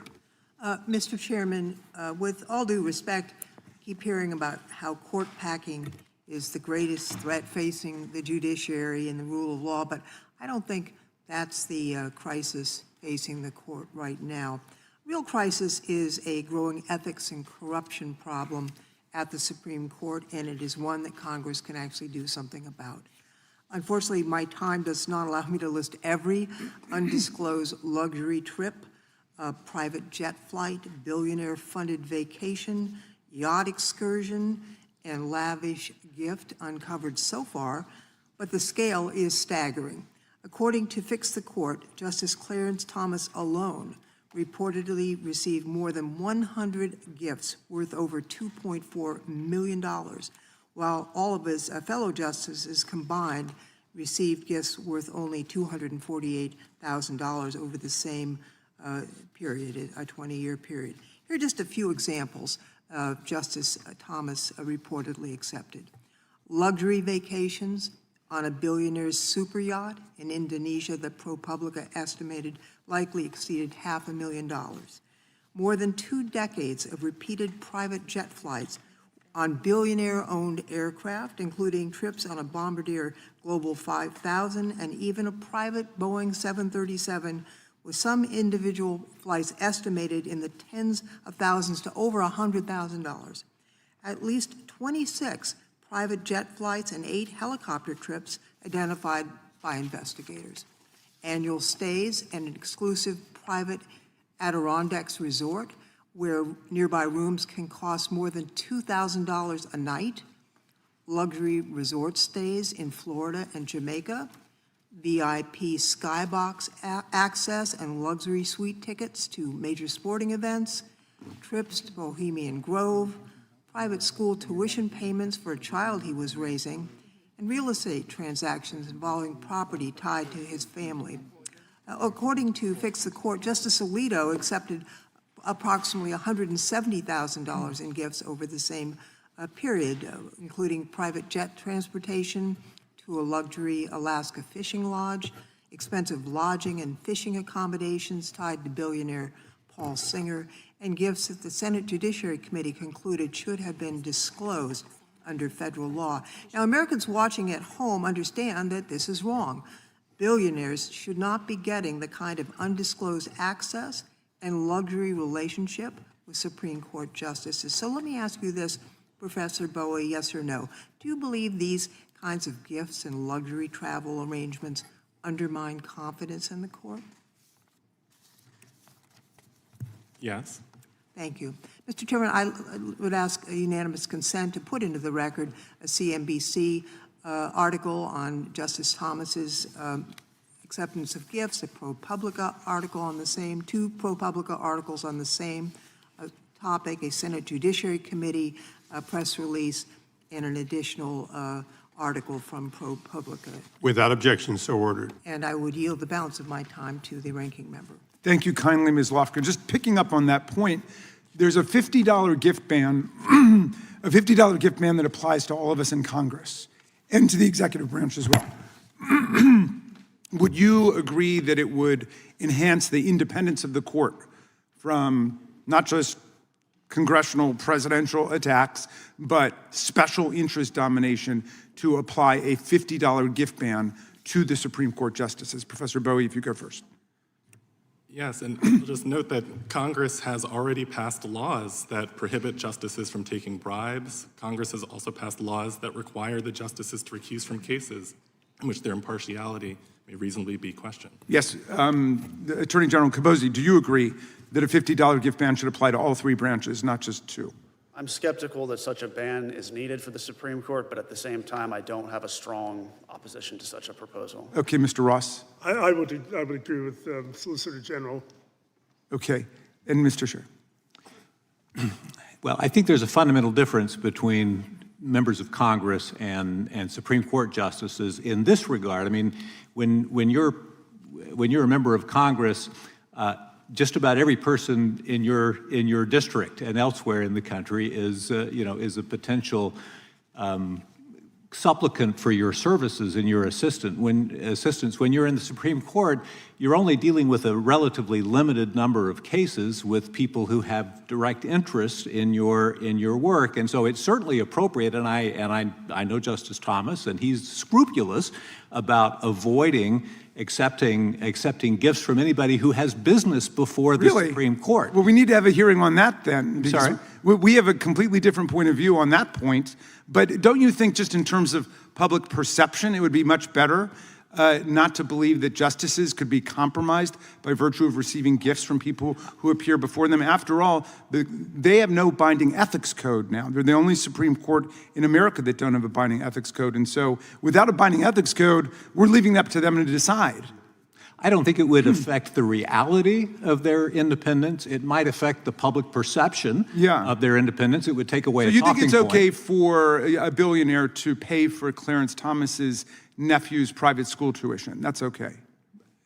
If the billionaire doesn't have any business before Justice Thomas, there's nothing wrong with And if that. he does, you would agree that's wrong? If he does have business before the court, you would agree that's wrong? If he has concrete business before the court, then that would be a different matter. And I'm confident in that situation, Justice Thomas would recuse from cases that involved him. Okay. Yes. And what about a situation where somebody with potential business before I'd the ask court? unanimous consent that the gentlelady have an additional 30 seconds. Oh, yeah, just to complete this point. Yeah. Reclaiming my time, if I may say also that you can have a pecuniary interest before the court, but many of these billionaires have philosophical points of view that is before the court, and that's why they're paying off the justices. And I yield back to you. And just to complete that question, so if Justice Thomas or any justice were to get a free recreational vehicle from somebody who has an interest in the work of the court, do you think that that would be legitimate, or do you think that they should be held to the same standard we are, a $50 gift ban, somebody can take you out for lunch? If they have a concrete business interest before the court, then yeah, it would be inappropriate for Justice Thomas to accept that kind of a gift and then sit on a case that involves What if they have a general person. business interest I'm sorry? what if they have a general business interest before the court? Well, I don't. See, we don't get into that in Congress. That is, we basically say we're going to cut it off at the pass. None of us are going to be compromised. But that's true of Okay, I apologize, but I'm going to close this off because Mr. Gooden's next. But I will say to the gentlelady and to the gentleman that although I can't support the full bill that was authored earlier this year on forcing a set I would be happy to entertain discussion between our staff and individually the members on trying to harmonize some aspect of what is non-reimbursable between us. As you know, the Senate, you pay for a first-class seat if you want to fly on that aircraft. Well, the House has a prohibition. But I would be happy to work with the minority on trying to set a cap on how much could be received as a gift versus how much would have to be reimbursed. And I believe that that is certainly middle ground that we could look into doing this Congress. Yeah, but I would welcome that. Thank you, Mr. Okay, look forward to it. With that, we go to the gentleman from Texas for his time. Mr. Ross, you were speaking earlier, I believe, with the ranking member about the number of times that the number of Supreme Court justices has changed. When was the last time we changed the makeup of the Supreme Court? When was that? 1869. And I believe it was 1863 that the Emancipation Proclamation came out. So what I'm hearing is that Democrats want to go back to slavery era politics with respect to the Supreme Court makeup. One of the arguments is, well, it's been done several times, but you just said it's been done no time since 1869. So 6 years after the Emancipation Proclamation is when Congress stopped playing games with the makeup of the Supreme Court, and now Democrats are defending this idea. Fortunately, some well, some are not living, but some were not quite as outrageous. In 2019, Justice Ruth Bader Ginsburg stated, "I think it was a bad idea when President Franklin Roosevelt tried and failed to pack the court. And if anything, it would make the court look partisan." In 2021, Justice Stephen Breyer remarked during a Harvard Law School speech that packing the court would be a structural alteration that would result in eroding trust in the judiciary. More recently, in September 2021, Justice Breyer again criticized packing the court. President Joe Biden expressed skepticism about court packing proposals during his Senate tenure in 1983. When speaking about FDR's proposal, he called it a bonehead idea. Former President Biden's own Presidential Commission on the Supreme Court expressed hesitation in 2021. The commissioners noted that court expansion is likely to undermine rather than enhance the Supreme Court's legitimacy and its role in the constitutional system. So I really appreciate my Republican colleagues for not pushing this slavery era idea that was last successful during the slavery days that I think we're trying to move past. And I yield the balance of my time to the ranking member, Mr. Jordan. Thank you. Mr. Capozzi, if you don't like what the court's doing and you'd like it changed, how do you do it? Well, you can ask the Supreme Court to reconsider its decisions. That's something the Supreme Court has done from time to time. In a more broad way, how do you do it? Well, you could take your case to the public. You can build up a record of opposition. You can advocate for change. You know, the conservative legal movement did that after Roe v. Wade, for example. Yeah, you go make the argument and you win elections, right? You win the White House, you have a majority of the Senate. That's how the court's figured out. Straight from the Constitution. But no, they don't want that. They don't want that because, oh, Republicans in the White House and he got to nominate people and you had Republicans in the Senate who controlled the Senate and they got to confirm them. That's how the process, well, we don't like that. So at one point they're saying, oh, we're not going to be, it's too political, but there's a political process to it as well. That's how it works. You got to go win elections. Do you believe leaking the Dobbs decision was designed to undermine and change the court's decision? Mr. Schaerr. It certainly appears to have been done with that intent. It was an attempt to try to get one or two of the justices who ended up in the majority on Dobbs to back away. Yeah. It didn't work. Thank goodness it didn't work. Thank heavens. I think it was an effort to intimidate the court. You think so, Mr. Ross, Professor Ross? Do you think that was the case? I would agree with that. Yeah, and it was wrong. It was bad, right? We don't want that to happen again. Wish it never happened before. You agree, Mr. Capozzi?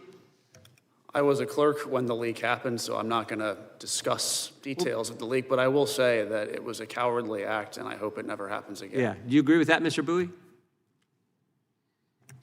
I don't really have a strong opinion about the leak. I was not a clerk on the court at the time. Good thing or bad thing? I think that more publicity for what the court does would be good, but I think that sacrificing one's ethics is not good, no. Whoa. But Just yes or no. Is it a good thing to leak a decision before it's final, before the court's actually weighed in? Is that a good thing or bad thing? I don't think it's good for anyone to sacrifice their ethical responsibilities. Okay, by the way, why don't we know who leaked the Dobbs opinion? Mr. Capozzi, you were there. Why don't we know that?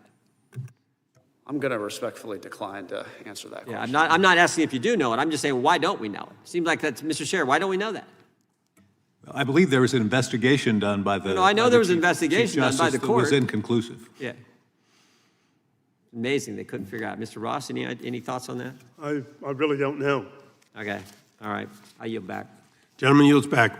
We now go to the gentlelady from Florida, Ms. Lee. Thank you, Mr. Chairman.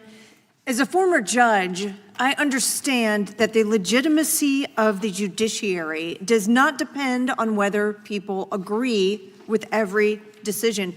It depends on whether judges interpret and apply the law independently, without political intimidation, threats to their safety, or pressure to deliver preferred opinions. Today, we are seeing increasing efforts, we're hearing them today, to delegitimize the court through court-packing proposals, spurious personal attacks on justices, and criticisms of judicial philosophies like originalism simply because some disagree with outcomes in particular cases. An independent judiciary cannot function if judges are treated like politicians whenever they issue an unpopular opinion, and baseless, unfounded allegations impugning the ethics of judges and justices, incoherent attacks on principled application of judicial philosophy, and failure to appreciate that a disciplined adherence to the laws and the Constitution as written is actually the hallmark of a good and successful judge. And on that note, Mr. Schaerr, I would like to discuss one thing that concerns me about modern discourse surrounding the judiciary is the growing expectation that judges should reach politically preferred outcomes rather than faithfully apply the law. And critics sometimes today portray originalism as if it is some sort of political project to achieve conservative outcomes. But at its core, isn't originalism actually about judicial restraint, requiring judges to interpret the Constitution as written as opposed to applying their personal preferences? Yes, and I was a law clerk to Justice Scalia, and I had several experiences with him where he felt like the Constitution or a given statute required a result that he didn't like as a policy matter. The very first opinion that I helped him write as a new justice was an opinion sustaining a Fourth Amendment objection to the admission of certain evidence in a trial. And he sided with the liberal justices on that issue because he felt that's what the Constitution required.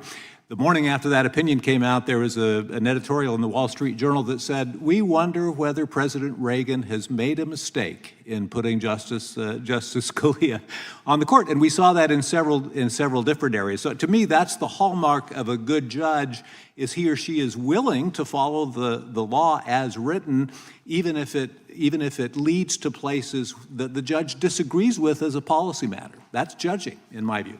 That is exactly right, and I can tell you I shared that very same experience on the bench, that at times, personally, as a jurist, you don't want the outcome that the law tells you you must reach. And that is actually something that, tell me about that distinction between being a judge and essentially policymaking, reaching that decision which maybe you as a person would like. Tell me why it's so important that our judges are able to make that distinction and apply the law as it is written. And is that part of our very system, as we would learn in 8th grade American history, of checks and balances? Yeah, I agree. That's an essential part of our system, and I go back to the Chief Justice's decision in the Obamacare case. That was, and he was excoriated for that decision by conservatives, but he believed and persuasively explained in his opinion that the individual mandate that was kind of at the heart of Obamacare could properly be considered as a tax. And for that reason, he decided, well, we then should defer to Congress's judgment, even though we hate the policy outcome.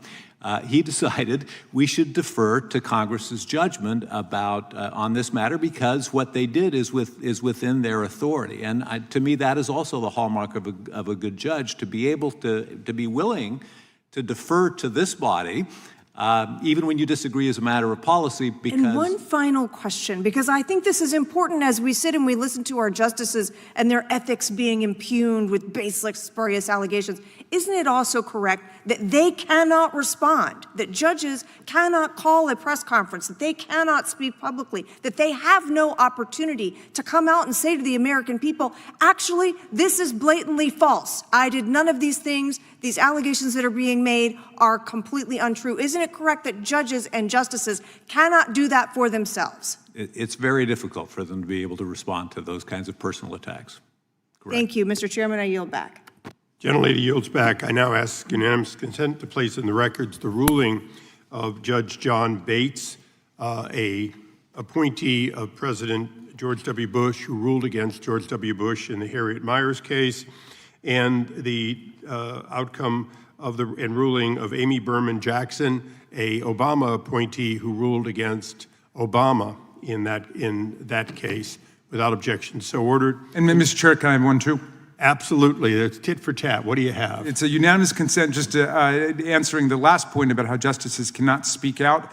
This is an op-ed by Justice Samuel Alito in the Wall Street Journal. ProPublica misleads its readers, June 20th, 2023. Without objection, so ordered. And with that, we go to the gentleman from South Carolina, Mr. Fry. Thank you, Mr. Chairman. Justice Ruth Bader Ginsburg stated, I think it was a bad idea when President Franklin Roosevelt tried to pack the court, and that if anything would make the court look partisan, it would be that. Justice Breyer said that it would be a structural alteration and it would erode public trust if we packed the court. What goes around comes around, and if the Democrats can do it, the Republicans can do it. Even our former president, while he was in the Senate, Joe Biden, admonished FDR and said it was a boneheaded idea to consider packing the court. But we now find ourselves in this curious position where political thought leaders on the other side are actively engaged in this idea that packing the court would solve the nation's problems. I think we've heard from James Carville, like, if we win, don't talk about it, we're just gonna go pack the court. Kamala Harris, in her intellectual stamina, said the same thing a couple weeks ago. I think that is a dangerous move. What is the most, Mr. Ross, what is the most accurate historical lesson of FDR's 1937 court packing plan? What do you think that would be? I think the bipartisan opposition is perhaps the most important lesson. As has been pointed out earlier, Roosevelt had recently been elected with an enormous landslide. He carried 46 out of the then 48 states. He had more than 60% of the popular vote. He had assembled one of the most powerful political coalitions in the nation's history. He thought he was invincible. He thought that the court packing plan would naturally have to sail through Congress, which at that point was overwhelmingly Democratic. The Democrats won unprecedented majorities in the 1936 elections that reelected Roosevelt himself. And Roosevelt was stunned when his plan encountered immediate and significant opposition, which eventually sunk it. And the reason was that Americans of all persuasions recognized that this was an attack on the independence of the court itself. And if I could give an example, Gutzon Borglum, who was the Mount Rushmore sculptor, was a political progressive on everything except race. And he was outraged by the Supreme Court's recent decisions striking down New Deal regulatory legislation. But he wrote a letter to Senator Norris of Nebraska urging him to vote against the court packing plan because he said it would interfere with the independence of the court. And he was at that time engaged in sculpting the faces on Mount Rushmore. And he said that if the court packing plan passed, he'd throw down his chisel and wouldn't go back to Mount Rushmore to finish carving those faces because he thought that the packing of the court would make a mockery of what those 4 presidents stood for. So again, this was across the board, and I think that's the most Let's play an important exercise. lesson. If FDR had been successful in altering the structure of the Supreme Court, what do you think the ramifications would have been at the time and then moving forward? Well, the immediate ramifications wouldn't have been all that great because although Roosevelt lost the battle, he won the war because of deaths and resignations of justices during the next few years. So within a few years, Roosevelt had a court that was overwhelmingly supportive of his pro-regulatory legislation. I think, though, if the packing itself had occurred, it wouldn't have changed the outcome of the cases that much because the court shifted its positions fairly rapidly anyway. But I think the long-term effect would have been the same effect that as it would happen if it occurred today, which would be an erosion of judicial independence and a diminution of public respect for the court. And, of course, the prospect of ever-increasing numbers on the court, bigger and bigger court as subsequent or contractions, right? I mean, we could have taken this, I guess, or Congress could have taken the same approach as Virginia, right? That they're trying to do is, we don't agree with the opinion, so we're just going to sunset you all. Yeah. Right? Right. Do you think, Mr. Schaerr, that expanding the number of justices would heal some sort of partisan divide in this country? Not at all. We'll expand on that for a minute. How would that not fix what I'm hearing on the left right now, which is that there's an illegitimate court and it's dangerous and what they're doing is undemocratic, so we can fix it by adding 4 new justices? How would that not heal the partisan divide? Well, I think actually it would undermine what really needs to be done to heal those divides, and that is because it distracts from the more important projects, as we discussed earlier, of building the political coalitions that allow you to achieve your legislative objectives. We've talked earlier about the Voting Rights Act, for example, when people are complaining about how the Supreme Court, quote, gutted the Voting Rights Act. Well, they didn't do that at all. This body could amend the Voting Rights Act, and if this body wants to impose majority-minority districts on the country or various places in the country, that's something that this body can do, and my guess is that the Supreme Court would probably sustain that. For just about every one of the problems that we've discussed, there's a legislative solution that requires persuading voters and then winning elections, and then doing it. Yeah. Thank you, Mr. Chairman. I see my time has expired. I yield back, sir. Good use of your time, though. We now go to the gentleman from Washington for his time. Thank you, Mr. Chair, and thank you, gentlemen, for coming for this important hearing. I'm going to ask for some concise answers to these questions of a number of things I'd like to cover. Can a court be unpacked? Could the legislature vote to remove members of the Supreme Court? We'll go down the line. If they can add, can they subtract? They have subtracted once before. I am not sure it would be constitutional to subtract in a way that would require sitting justices to resign. So, but you think yes with some caveats. Correct. Mr. Ross? Yeah, I agree. I don't think that sitting justices could be removed, but clearly the Constitution permits the size of the court to be reduced. There should be one Supreme Court, and it says there's a Chief Justice. So theoretically, I guess you could have 2 or 3 associate justices. So I don't think there's any constitutional obstacle as long as it's prospective rather than retrospective. You could phase a seat out. You just couldn't force a sitting justice off the bench. Okay. Well, that's right. Congress can change the number of justices. The justices sit for good behavior. What good behavior means is also the subject of federal law. And so if justices are doing things that Congress regards as unethical or corrupt or undemocratic, then Congress can do something about it. Okay. As a way of background, when I was in our state Senate in Washington State, our state had originally started with 5 Supreme Court justices. The court had been packed up to 9 for political reasons. People wanted different cases. We have elected Supreme Court justices. They are politicians just as I am and this body is. And what our teachers union discovered is that they could put significant financial resources into judicial elections and then get some rulings on mandatory spending on education. When that was going on in our state legislature, I thought the Supreme Court was over its skis, and so I sponsored a piece of legislation to actually shrink it back from 9 to 7. I had the Supreme Court justices drawing straws at high noon on January 1st, which is a legal remedy in our state, but it was undetermined. So actually that my bill is studied in law schools in Washington State. Fortunately, we didn't get the opportunity. Broader point I just want to make on this is packing the court and its and really its evil twin of adding states for political purposes are probably the most dangerous and destabilizing things that this body could consider for the future of the republic. It really will be a recipe for potential civil war in this country.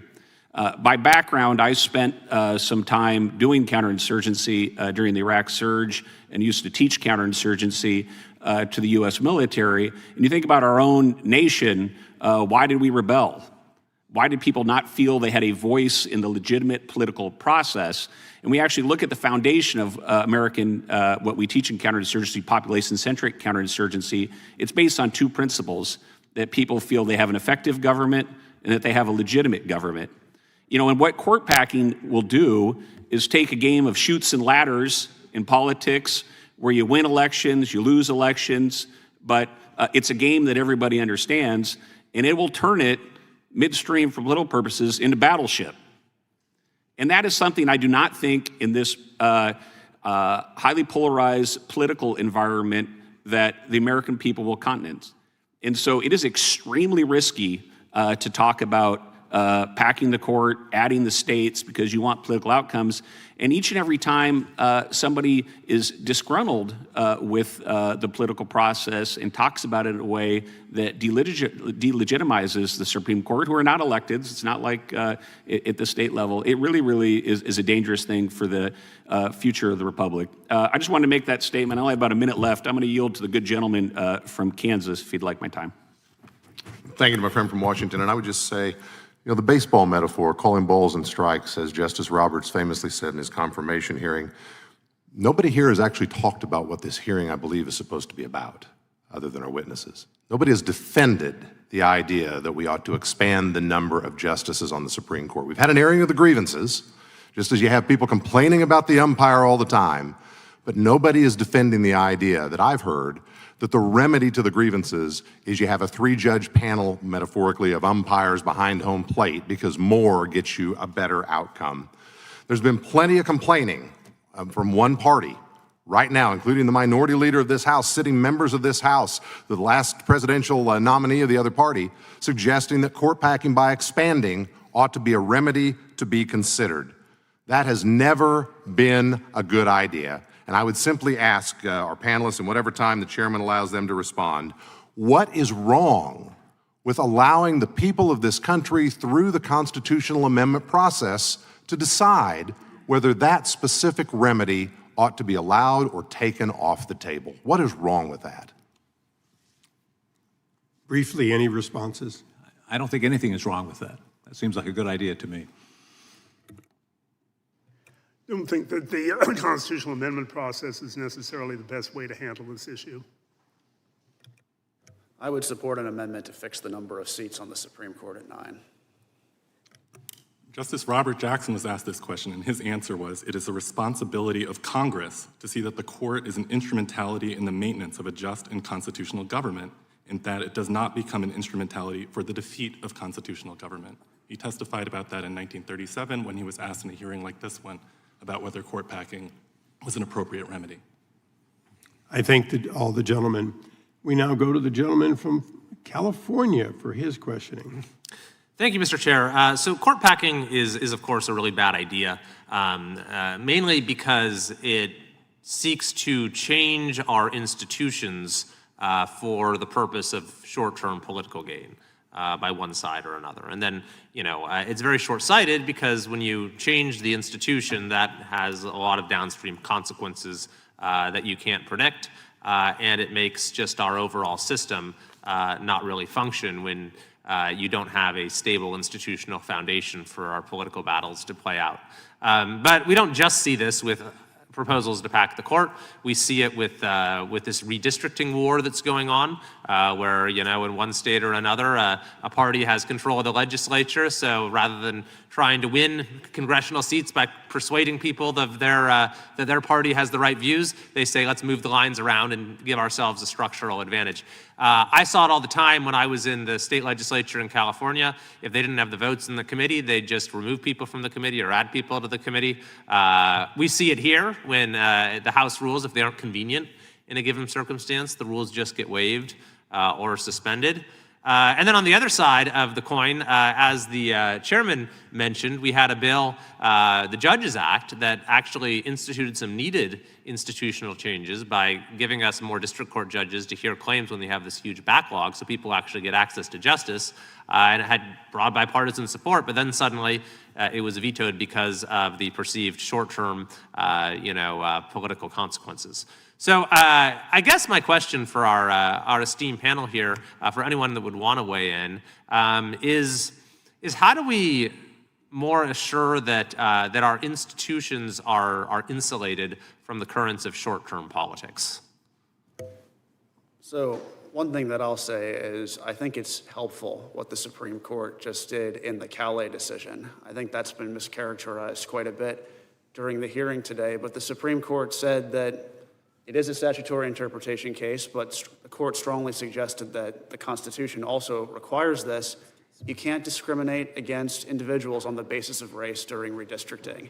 And for decades, some states were forced to intentionally sort voters on the basis of race to maximize political advantage for one political party. So the fact that we don't have to do that anymore, we don't have to discriminate on the basis of race in redistricting, is a good step forward. Professor Brewer? Yeah, I'd just like to say, you all on the panel are members of Congress. You took an oath to support the Constitution, and I trust your judgment that you can determine what counts as appropriate legislation for enforcing the Constitution. If you think the Voting Rights Act needs to be updated for a modern time, you can amend the Voting Rights Act. You can make it better. We did not elect a Supreme Court to do that job for you. We did not vote for justices to override your interpretation of what the Constitution means. We have never, as a country, been asked, should the Supreme Court have this role of putting itself above you all? I think it disrespects your oaths if the court takes your words that you have taken responsibility to enact into legislation and say, actually, you're wrong. But surely part of this, and maybe you're agreeing with me, that it's the fault of Congress for relinquishing its constitutional authority. Like if you look at, let's just take the last two presidents. We had a decision in the Biden administration, the Supreme Court struck down the student loan scheme. Of course, we just had the tariff decision with this president. Congress could have easily reclaimed its own authority on either count before the court stepped in. It just chose not to, right? So frankly, my job is not to tell you how to do yours. But that said, you do have the responsibility to interpret the Constitution, and I trust that you can do justice to that responsibility. When you think that the law needs to be updated, it is your job, not someone else's, and especially not someone who the American people have not chosen, to decide what does the Constitution mean, how do we give effect to its guarantees of freedom and equality, rather than letting someone who no one has chosen take that away from us. Yeah, I mean, there's clearly a very important role for the courts in our system in maintaining the Constitution, in defending the Constitution and upholding its principles. I think that Congress has, over time, relinquished more and more of its authority, both to administrative agencies and to the courts. And so maybe we're saying the same thing, but in different words. I think that there is a responsibility for Congress to reclaim some of that authority. And, in particular, we're the House, we're the people's house, closest to the people. I think that our system works better when more policymaking happens here and can take into account the views of folks all across the country. That's absolutely true. And one of the reasons why Congress is feeling so disabled is because there are past Supreme Court decisions that have taken away your ability to police the president, your ability to prevent corruption, your ability to ensure that Americans can vote. And so long as we continue to have this system in which you are not in charge of the laws that you pass, then it's difficult for the American people to, in an election, to determine for ourselves what kind of country we want to live under. Thanks very much. Yield back. Professor Ross, I recognize myself now. Professor Ross, Job, Kylie. Congress does have, did I miss someone? Oh, you're good, okay. Appropriately, I go last because I have the least to say, but I learn the most from these. Professor Ross, briefly, isn't one of Congress's authorities the right to limit what can be considered by the court? Isn't that already a power that we can use if we want essentially decisions of the Congress to stand? Yes, and so in many statutory interpretation cases, the Supreme Court has invited, indeed almost begged, Congress to offer a contrary interpretation. So, the court can often only guess at what Congress intends, and so it doesn't say that it's having the last word. It's in statutory interpretation cases, it's saying that this is the way we interpret the Constitution, and if Congress disagrees, Congress is perfectly free, to enact a statute that reaches a different conclusion. And just to follow up, in the Chevron decision, to a certain extent, the court just gave Congress back a tremendous amount of power that for years we didn't have. Yes. Thank you. Mr. Bowie, Professor Bowie, one quick question. I authored a bill, I put it in the record, to expand the court significantly, about 10% more district court judges. But it's phased them in over more than a decade so that no one Congress and certainly no one president would do that. Would you support this expansion of the court as vigorously if, in fact, there was a strong possibility that it would be balanced in its expansion? So I'm sorry I haven't read this bill, but I will agree with the principle behind it that yes, to make the court less partisan would be a great thing to have your decisions take effect. Okay, so just for argument's sake, since none of these court packing bills originating from the House did that, they all gave immediately and gave it during a time in which the president of their party was in power. I would say in part of our closing that very clearly this is Congress trying to get an outcome for their president rather than trying to enhance the court. Would anyone doubt that, considering they didn't give that same consideration that Mr. Nadler and I did in our bipartisan bills to expand the court? Mr. Schaerr.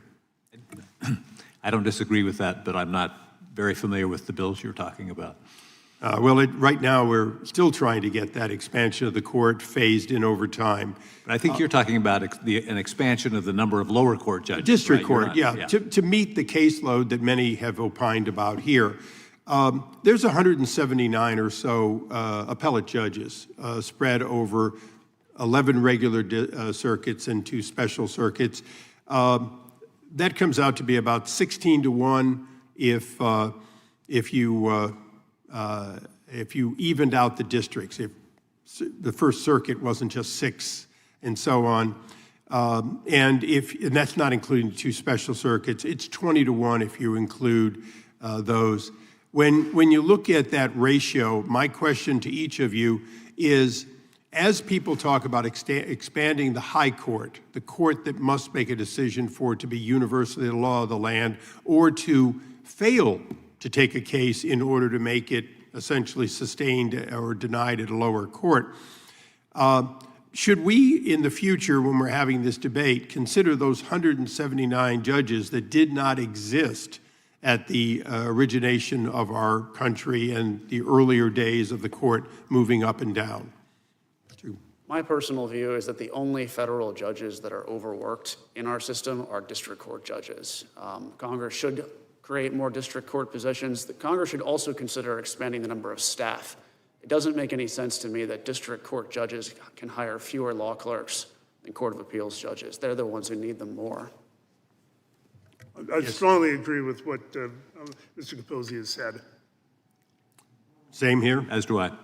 Professor, have you looked at the caseload of the district versus the appellate and the role relative to the Supreme Court? Because we've talked extensively about the expansion, yes or no, of the court, but not about the total number of judges, the caseload, and what they do.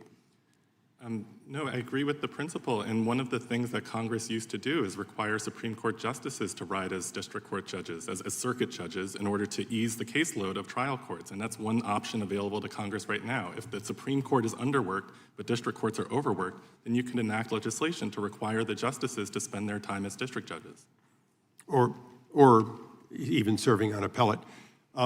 My time is expiring, but since there's no one else seeking, I'll take just another minute. I've been generous with both sides, I think. This has been a serious but partisan discussion, no question at all, but it's an important issue. I'm going to ask a question to each of you as scholars in your area. There was a lot of discussion about the vacancy of the courts and the filling of them. Should we, in fact, have a system that allows for there never to be a vacancy in the court, meaning we certainly could create a high court, but we could have a process where an appellate court, through some process, became the designate to fill a temporary or permanent vacancy, or even an alternate to the court that would step in when there was a vacancy. Is the idea that there should never be events like the ranking member talked about, through a process that would ensure that we always have a full court? And Professor Bowie, I would opine to you that that would potentially even include the idea that that alternate would serve whenever a justice has to recuse themselves.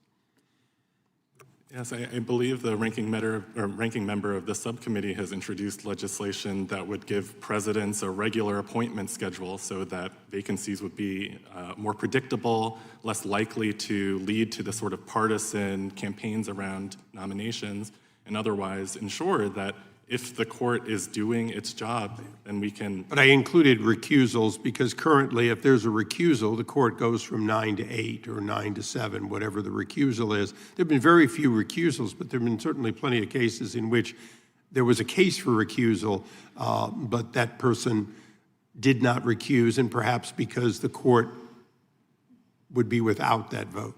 Absolutely, and to be honest, if anything, that's a sign that perhaps the number of concurrent justices is not the number that it should be. An individual recusal will have that kind of effect, and therefore there are no recusals. If anything, that's a sign that recusals need to be easier to do, so that. Right, but in any lower court, a recusal simply means that a different judge steps in. There's not a lack of. The 3-judge panel doesn't become a 2-judge panel if there's a recusal. Mr. Capozzi. There is a statutory process for if there's not enough justices to have a quorum on the Supreme Court. You could look at the Alcoa case. I think it's from 1939, where the Second Circuit had to hear a case in lieu of the Supreme Court. I think I would oppose the proposals that you suggested, Mr. Chairman. The power to appoint justices is tremendously important. We need checks and balances in our system, and we shouldn't weaken the Senate's role in checking the president on the appointment of justices. Professor Ross. I agree with Mr. Capozzi. You get the closing opine because I'm well past my time. Well, I would say there's also not a great need for that kind of a process in the Supreme Court, because it's not really a disaster if a single justice has to recuse, then the number of justices who are sitting on the case is 8 rather than 9. Generally, they're going to be able to decide the case without splitting 4 to 4. That happens once in a while, but not enough, I think, to make it the kind of problem that requires a solution. Mr. Chairman?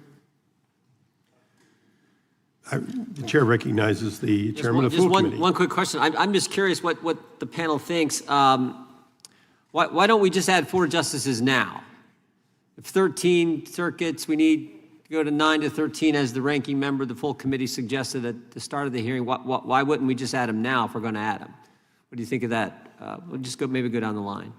The first rule of justice is what's good for the goose is good for the gander. I oppose doing that now, just as I would oppose doing it under a different president. No, that's where I'm at. Totally agree. But it seems to me if we're going to do it, and 13 is some important number that we got to get to based on the number of circuits, then we should, if we're going to do 4, do it now. Mr. Bowie, would you support doing that, doing 4? You said if Congress thinks it's the right thing to do, we should go for it. So if it's the right thing to do, can we go for it now? Well, I agree with the principle. It's in your prerogative. You have the prerogative to determine how the Supreme Court works. The court did not descend from on high in its current form in the palace across the street. It's your job to determine what kind of court. And you would have no problem with us doing it now? Look, I disagree with many of the policies that come out of Congress right now, but I really have faith in your ability to live up to your office. And I think that you have the authority to determine what kind of justice we want to see in this country. That's great. I think I know what Professor Ross and Mr. Schaer's answer is as well, which is where I'm at. But Yeah, I would oppose any expansion of the court. yeah, I'm there too. Okay. Thanks, guys. I yield back to the chairman. Thank you for the hearing. I want to thank all of our witnesses today. This concludes today's hearing. Pursuant to committee rules, all members will have 5 legislative days in which to submit written questions for the witnesses and additional materials for the record. And for all of you, what that means is within 5 days, additional questions will be forwarded. Would all of you agree within a short period of time so we can close the record that you would attempt to respond to them? Sure. All witnesses answered in the affirmative. So without objection, that is ordered, and without objection, we stand adjourned.